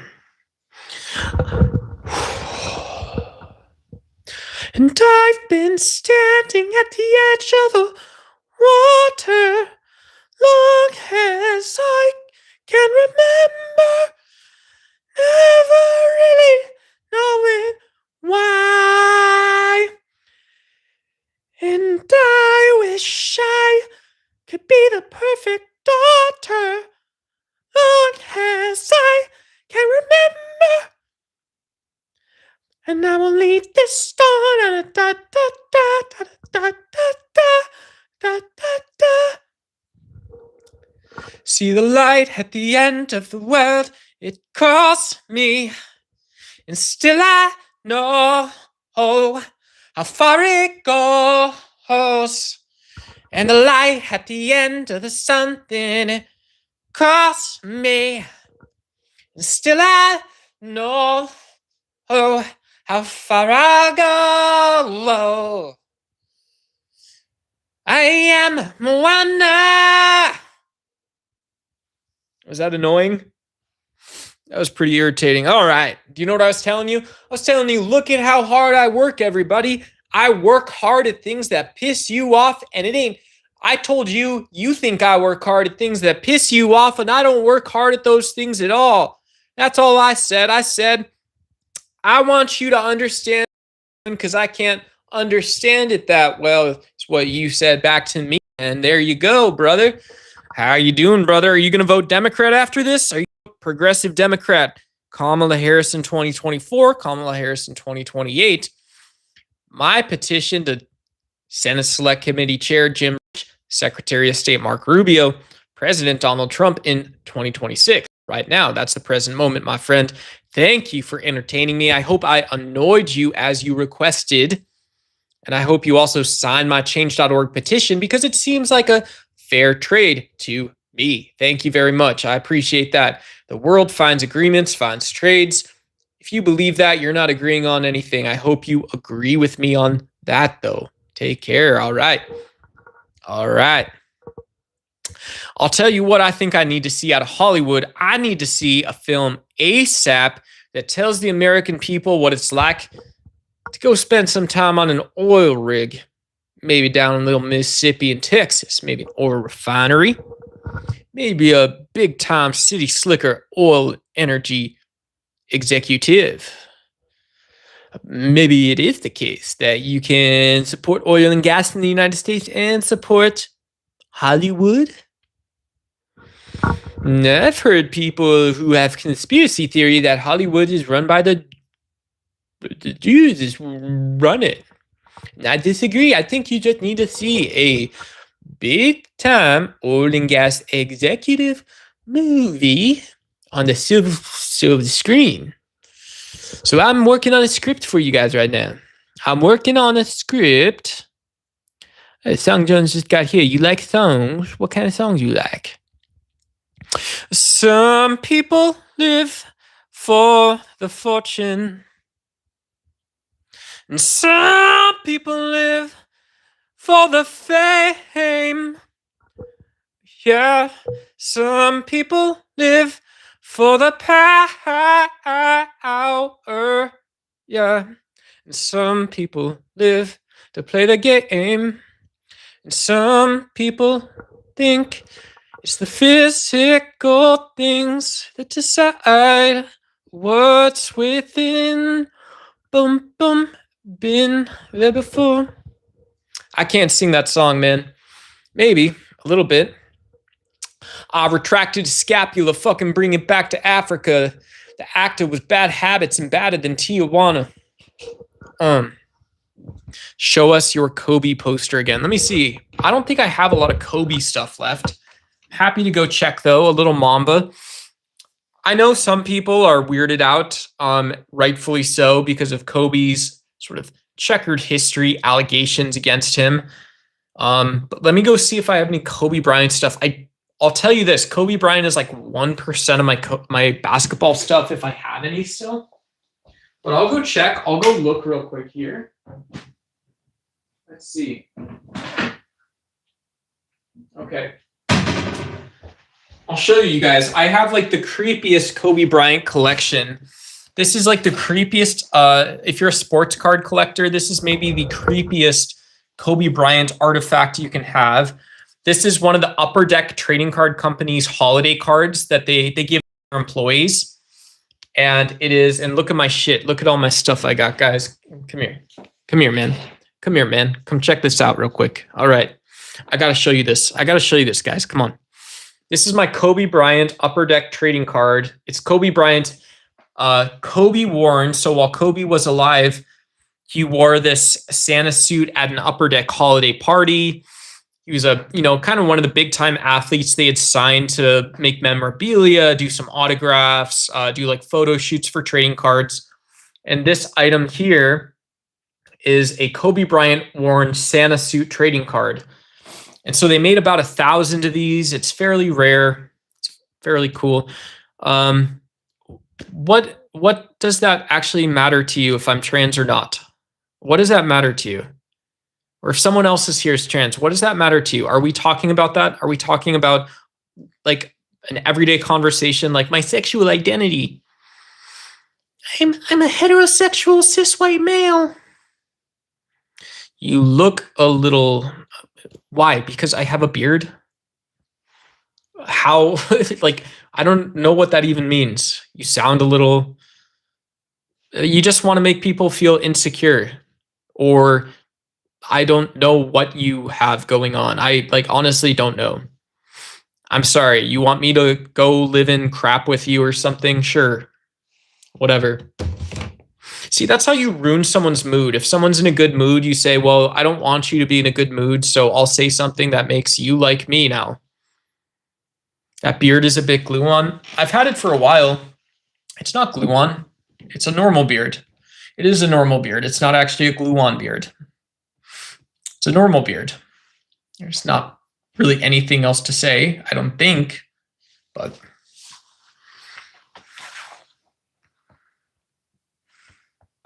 yeah, if somebody wants to, so I'm so broke right now. I have $1 in my bank account, but I want to do two things. So I do want to start donating money again. I want to actually donate some of my money. That's why, one of the links I have going out in Streamlabs is for a local animal rescue charity. So it's hands-on stuff. But the very selfish, stupid thing I want to do, and you guys can steer me away from this, is I want to start collecting sports cards again. So I wouldn't recommend you go steal something because I have $1 in my account. I'm not going to buy it and you're going to go to jail.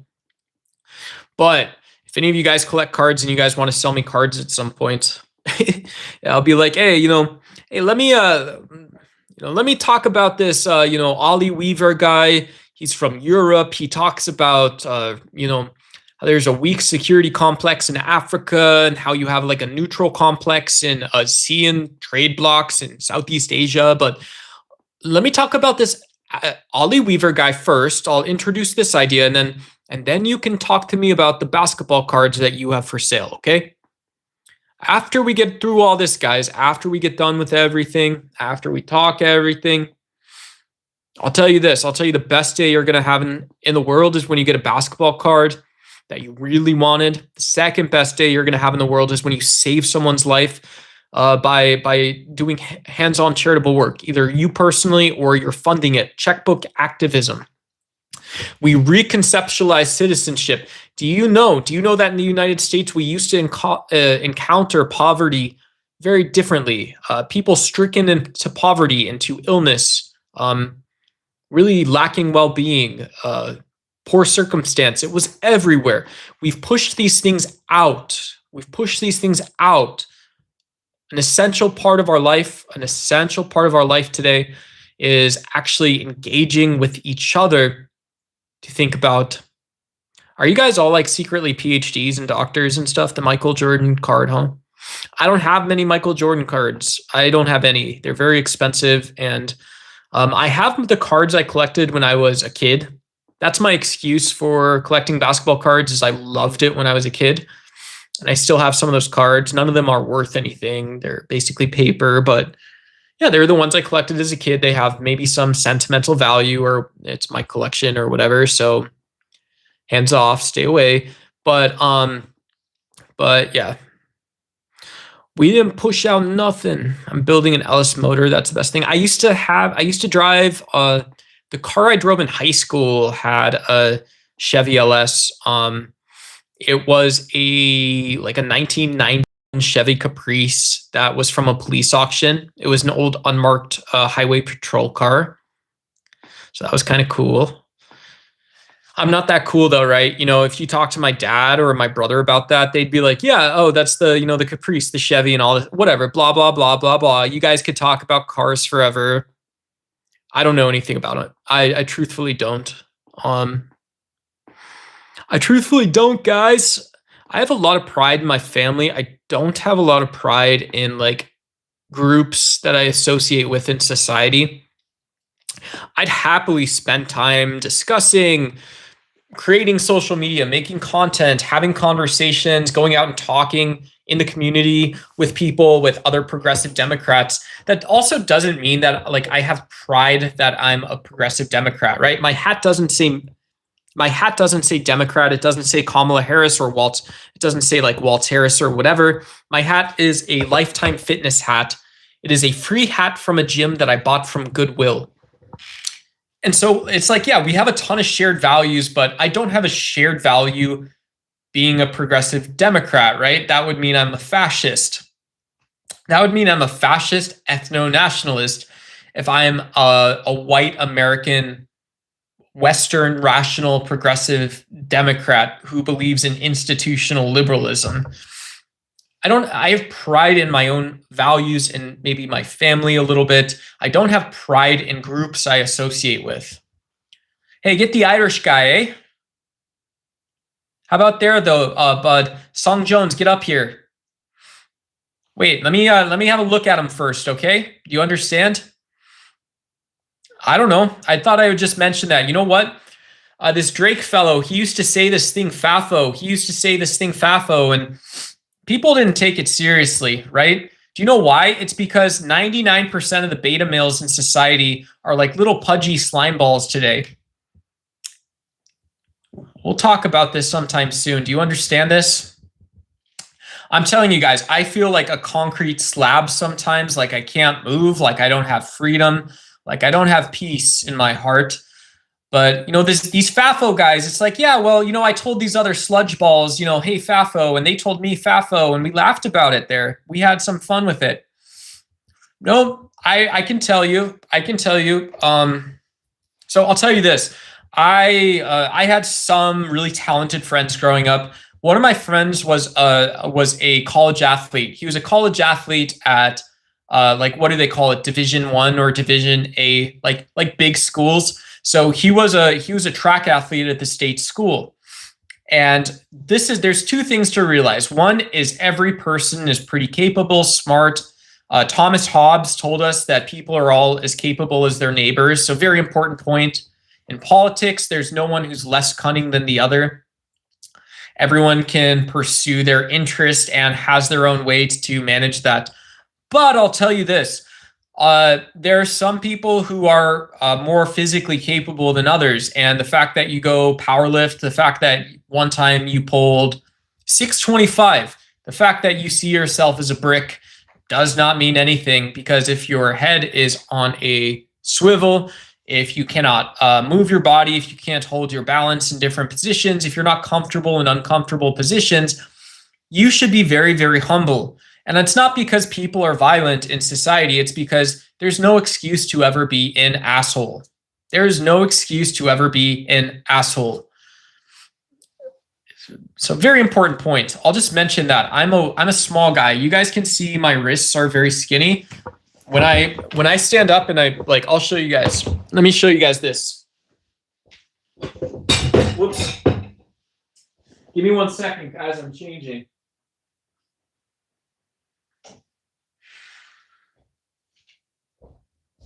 I'm going to change real quick, guys. I'll be right there. Do I have a beanie on? Here, let me show you all this. I'm going to show you guys all this real quick. Let me put this beanie on real quick. Let me put this beanie on so my head is warm. I'm not actually going to put the beanie on right there. Okay, so my head's warm. But when I stand up, when I show you guys this, this is why you shouldn't say mean things to anyone. And I really mean that, is because I'm very skinny. When you look at me and I actually show you my waist and stuff, I'm a little fat. I'm a little chubby, but I got my wrist is just here. It's very skinny. I can put my whole hand around it still. I can put my whole hand around it. That's how you do that.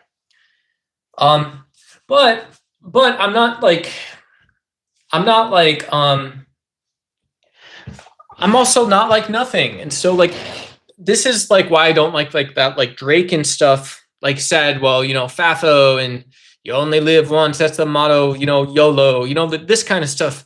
Because he tells people that you can be a jerk, right? You can be a jerk to people. And I don't believe in that. Not really. I don't believe, like, nothing else matters. Literally, nothing else matters. Nothing else matters, actually. You know, when people's adrenal response kicks in, you stop thinking rationally. So what? So what do you do? It doesn't make any sense. Most people can't do anything. And so you have these little like sludge monster people, beta males going around society, acting like they're the badass. They've got themselves, this self-image of themselves in their head. But it's like, I know who you actually are. When I like, not that I I like size people up. I try to avoid that. But I've seen people like you who have tried to do things. You're the guy who quit the wrestling team after a week. You're the guy who quit after 3 months. You quit halfway through the season. I know who you are. You should not have a self-image of yourself as like a physical domineering badass. And there's not a way to solve that. You can go to all of the Eddie Eagle classes you want. You can go to all of the two-way shows. You can become an auditor. You can join the military. You can do whatever you want. And guess what? That is just not who you are. Nothing is going to change the fact that you're the guy that quit the wrestling team halfway through the season. And so don't be a jerk. Don't be mean to people, dude. Like, and I don't go around. My favorite thing to do isn't to go around telling people, don't be rude. Don't have an image of yourself as different than someone else or better or worse than someone else. And you might say, well, this Duck guy, this Nathan guy is pretending like he's better than me. No, I'm not. That's not what I said. I didn't say that. I just said, I know you quit the wrestling team halfway through the season. That's as much as I said to you. That's as much as I said to you. As much as I said to you is that if you are being rude to people, most often I think it's appropriate to very non-violently, while you're being rude and you're being super mean and you have this huge ego and self-image, my opinion is actually that I should have a small opinion that like, please don't say that. Please don't do that stuff. Because guess what? Because when you're using all of yourself to be this hateful, rude bully, and I'm being and me personally, this is a small point. This isn't everything, but in this 1% situation, I have this 1% part of my brain that wants to be sort of a bulwark or wants to be the thing that prevents people from getting away with saying mean things and never owning it, never owning the fact that their belief in themselves and their belief about other people isn't based in reality. When I have 1,000 of those are usually about something, right? Those are usually about something. Okay, Bradford. No, that's my grandpa. I didn't serve in the military. I think that's yeah, you guys are talking military stuff. I didn't do that. Definitely lived in, I have schizophrenia. So, yeah. Well, you're just, see, and you're doing the same thing. I don't know if you're talking to yourself, but you came into the stream asking if I was crazy. You came into this stream asking if I'm crazy, and so you are looking for or hoping I affirm some sign, some argument that, yeah, this is a crazy person. What do you want me to do? That's crazy. I'll do anything you want. That's crazy. I will find the craziest part of myself and we can have a conversation all the way through into it. Is that what you want? That's not really polite. That's not really kind. That's not really anything. It's just what you wanted this second. I have pajama pants on, dude. I have pajama pants on. Look at around. Look at my stuff. Let me show you my grandpa. Come on, dude. I'm going to show you my grandpa. This is Harry Potter. This is a book I read a while ago. It's a very beautiful lithograph copy with very nice, even the very simple page art is very beautiful.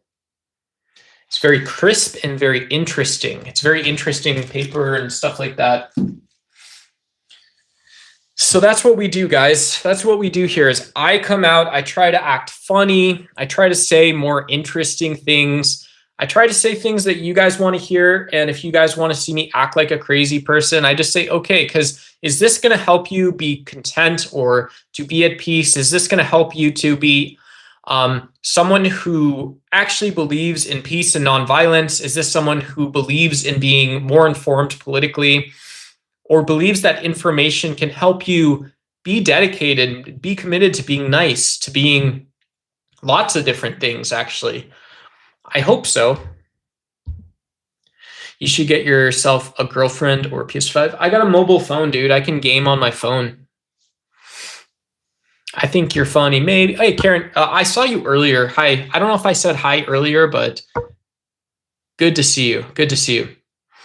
Maybe I think you're cute and funny. Maybe I wanna do what bunnies do with you, if you know what I mean. Oh, let's get rich and buy our parents' homes in the south of France. Let's get rich and build everybody nice sweaters and teach them how to dance. Let's get rich and build a house on the mountain, making everybody look like ants. Way up there, you and I, you and I. 2 wee dogs. Are we supposed to do that? Oh, let's get rich and buy our parents' homes in the south of France. Well, let's get rich and build everybody nice sweaters and teach them how to dance. Or let's get rich and build a house on the mountain. Teach me how to be talented, chat. Teach me how to be talented so I can better entertain or something. I don't know. Pimp on a blimp. Yeah, what's up? Hit sticks. Lipsticks. Kip flips. When does your boyfriend come over to Pride? Yeah, we are LGBTQIA plus friendly.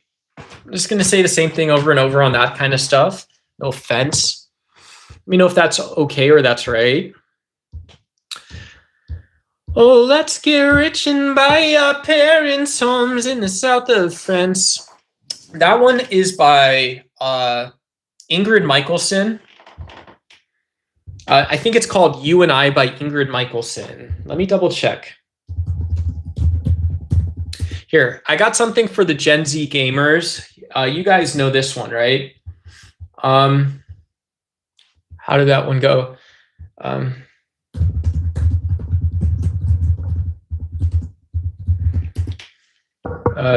How does this? Yeah, this was the one that you guys listened to when you guys were first downloading LimeWire and stuff like that.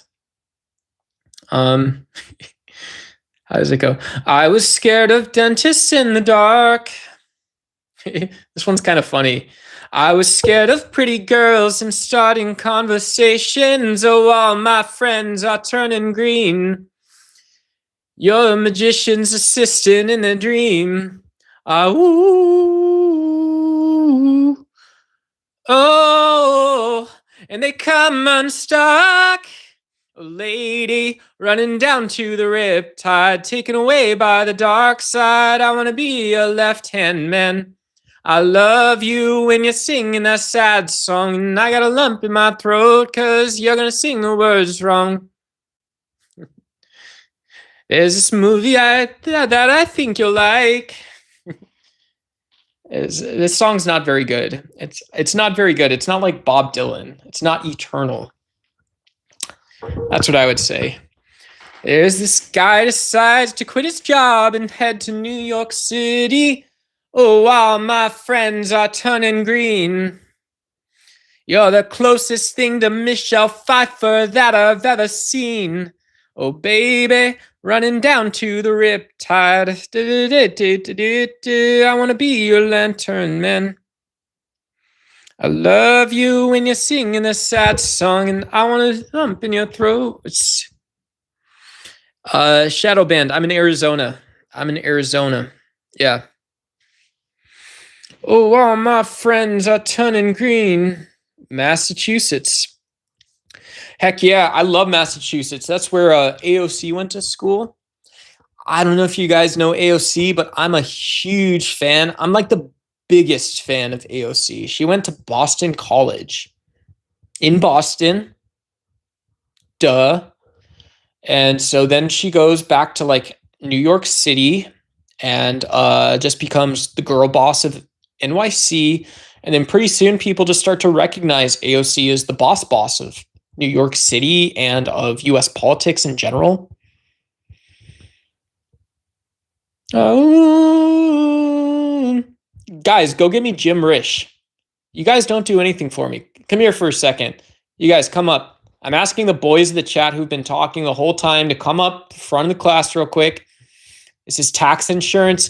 You kind of just got here, but you're getting lumped in with it. Tax insurance accessories TIA. Shadow Band, you're included. Karen Cruz, I'm going to assume you're a boy, and so you can come to the front of class too. I don't mean to misgender you. And who else? Hey, Walter Real. Yeah, Walter Real's the only person with real life things going on. You guys come up. I want you guys to go get me Jim Risch. Don Wanstink, good to see you. Take you to McDonald's. Come to the front of the class, Don Wanstink, since you just got here. AOC is a BBL. Das Usman, have you ever waffle stomp in the shower? I don't know. Whoa. You guys all come to the front of the class. I need you guys to do something for me for actuals. You guys have to go social engineer something for me. 2 dogs, a PS5. Okay. I need to talk to Jim Risch. Jim Risch of the Senate Select Committee on Foreign Affairs. I need to talk to Secretary of State Marco Rubio and President Donald Trump. We are right-tracking one small piece of American politics, and I'm happy to spearhead sort of the a democratic portion that allows us to work efficiently. Obviously, nothing is constrained here, but if it's efficient and true, it would make sense that we have a dialogue.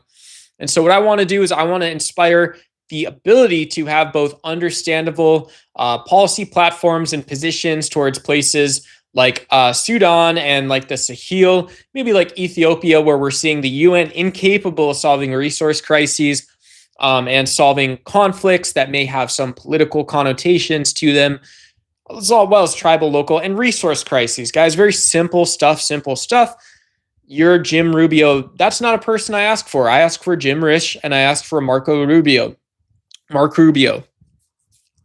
I'm sure Marco Rubio probably experimented with Mark Rubio, and so we can say it however you guys want.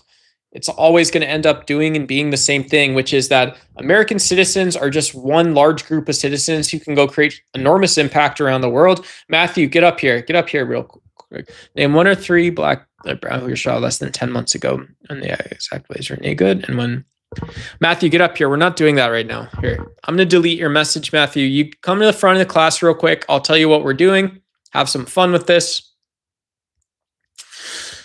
Thank you guys very much. Matt, here, I have a petition live on change.org. Don't let the stream numbers fool you. I'm a big time streamer.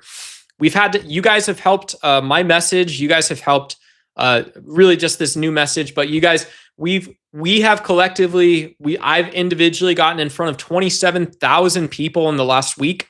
So if you guys don't believe that you can help me get this petition or get some FaceTime with Senator Jim Risch, with Marco Rubio, and with President Trump, you guys are out of your mind. I'm in the wrong place. We just got to start working together, guys. And so, yeah, I am 100% dedicated to make sure that our shared values and our American values are represented in our foreign policy agenda. And it is not the case and will never be the case that a focus strictly on Greenland, Venezuela, and Iran for President Trump covers the sort of thrust and purpose of the American position. Alleviating suffering, promoting people who want democracy, promoting American values. Nothing changes this. And so what does that mean? What does that mean is, do you know what a Gatorade is, Joe? That's to the WTF. So I'm going to read your question without, are we still here? I'm live, it says. Okay, Joe, shared values, WTF does that mean? So your question is shared values, question mark, comma. Does that mean ... And then your thoughts go there. So I cleaned that up for you, Joe. Shared values, question mark, comma. Does that mean ... that we think the same way about some things? Yeah, that's basically it. In society, we generally value things like being able to walk around without feeling like there's a threat of violence. Most people feel that way basically every day of the week. We believe that systems of government, which include voting, are better than those without. We generally believe in things like free markets, that you should have your negative liberties protected by rule of law. And you generally believe that we should support other countries that support those values. And we should keep these things in mind, but also not use them as a bludgeon when there are crises in people's lives at stake, Joe. So shared values basically means, I can greatly simplify it. Get up to the front of the class, man. Come here. We're going to talk about this real quick. I'm not going to say anything.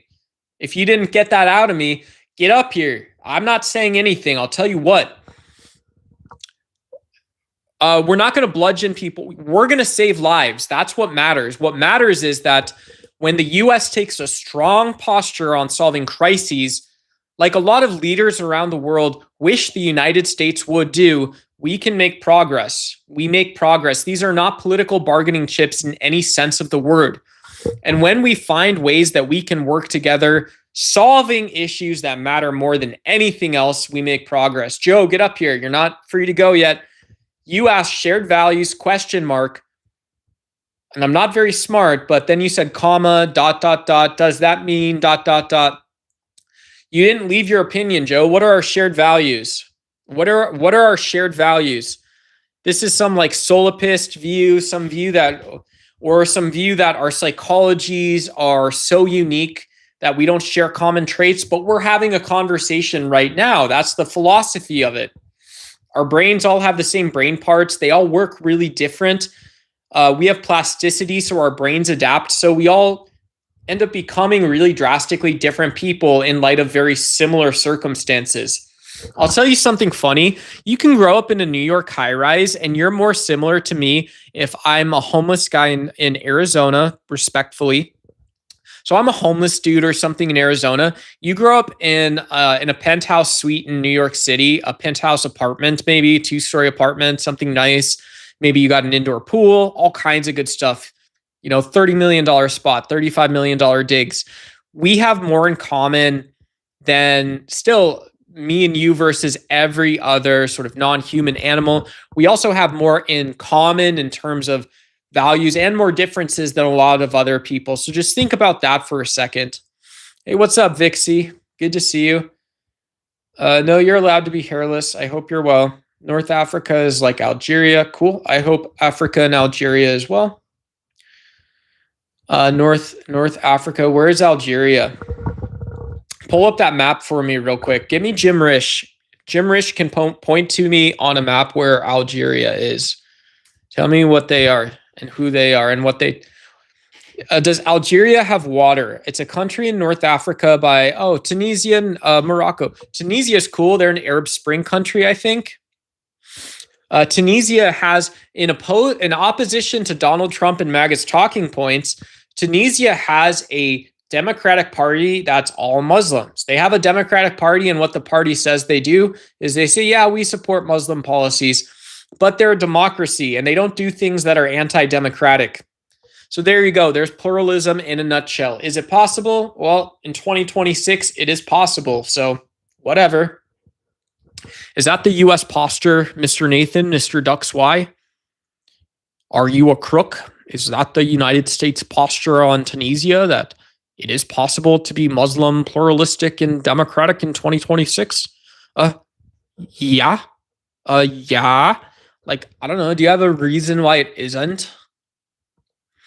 You guys are pushing and nudging me to be more soy, and I don't want to do that.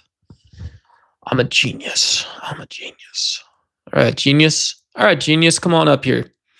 Tell me what I should talk about. Tell me politically what I haven't managed or handled. That's going to be a hell of a lot of good stuff for other people. That's all I care about. Let me tell you this. I'll tell you what I did today, yesterday, and the day before. It's all been the same stuff as it was those days and the days before that, too. I don't know what the fuck this is. Are you guys all right? Rumor has it Vic C was one of the, what do you call them? One of the Delta Force operators that went into Venezuela. Did you arrest a Prezi? Duck Hunter McGee? What? Why? I look at, like, my actual name is the name of an animal you think I would like hunting for some reason. That's very strange. Mr. Vic C in totality now is a duck hunter. And I, in totality, am a duck. Is that funny? I thought it was funny. Das ist Mazen. All right, thanks, guys. What was I doing today? What are you guys doing? What are you guys working on for me? I told you guys what I want already. Jim Risch, Marco Rubio, Secretary of State, President Donald Trump. I want meetings with them for my change.org petition. All of them. Yes, each and every one of them. Go bring me those meetings. Go tell me what I said wrong. Go fix it for me, guys. Come on, everybody. Let's get this reeled in. Good job, Whack-A-Mole, hoorah. Guacamole, hoorah. All right. This guy's all over the place. I thought you had a duck hunting farm. No. That's an apple orchard that Granddad, do you see that? All right, that's Granddad. Okay, and if you are following this, if you can follow this still, follow this. That's Granddad's painting. So we got, very simply, we got Granddad. That's Granddad. Okay, that's my grandpa. Okay, you guys see? That's my Granddad. Okay, there's me. And there's Granddad's painting. It's an apple orchard. It's not a duck farm. My name is just Duck. You're the opposite of Duck Dynasty. Yeah, I love Duck. I'm a duck hero. I've saved ducks. I will never tell the story on stream again, but I've saved, I'll tell you just one. I saved a family of baby ducks on a run. The fire department came, and I found ducks stuck in a levee. I found mom and dad duck quacking, and it was a very smooth, happy mission. The operation was very smooth. And it was a bunch of alpha male firemen and myself as the sigma male in this case. And I went down into this water levee and I picked up these baby ducks with my bare hands, gently as to not hurt their wings or their ligaments or any of the things that they were using that they would continue to use. And I saved these ducks. Vic C's a goddamn hero. Do you want to see? Okay, I'll show you Vic C. Vic Thief, you can picture like a beautiful abstract artwork of a giant chungus. And then that's my granddad. That's a medal he got for being a hero. He crashed a plane and he got a medal. And then that medal, that belongs to Vic Thief now. Vic Thief, the hero, he rescues dogs. Rob Mack, good to see you. I don't like Mac. Mac v. Sog. That's one of the things that when you had journalists like Tim Pool, no offense to Tim, he's a fucking whack job. But when you had them start running out to things to talk about, they just hired basically John Kiriakou, sort of Andrew Bustamante and Jocko, and these guys that would get really close to the mic and they say, "This is episode 10. And today we're going to talk about one of the scariest group of operators known as MACV-SOG." If you haven't heard of MACV-SOG, I'm telling the story. MACV-SOG. MACV-SOG is this group that operated in West-South Japan during the Japanese War of Aggression of 1897. And if you didn't know this obscure general, I'm going to tell you about him while you spend 45 minutes listening about this obscure fucking psychopath. This guy was a nut job who did basically all the same things as everyone else. And in reality, if you actually think about it, you should just go work out. And if you're retired and you don't work out anymore, then what you should do is go read a book about MACV-SOG and don't work out again.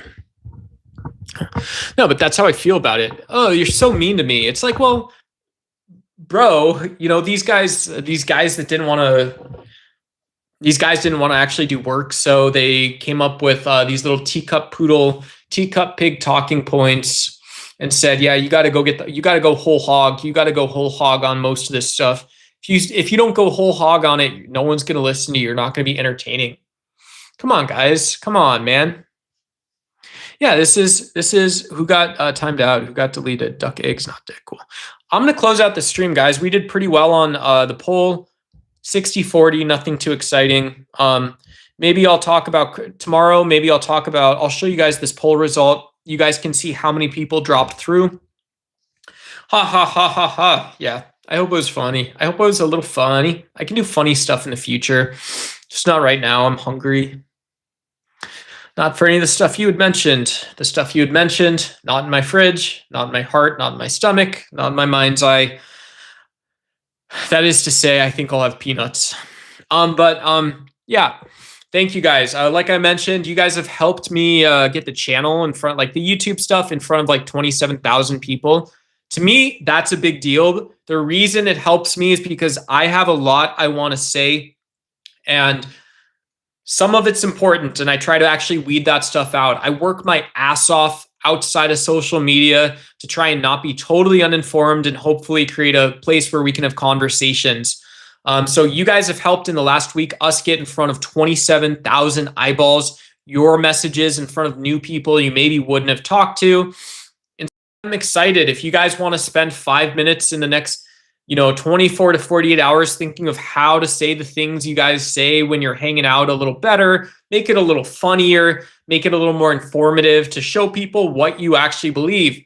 And I promise to dedicate myself to be here trying to carry the conversation, whether like right now we got 17 people, 20 people.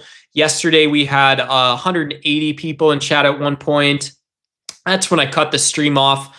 And so I love just being able to read your guys' stuff.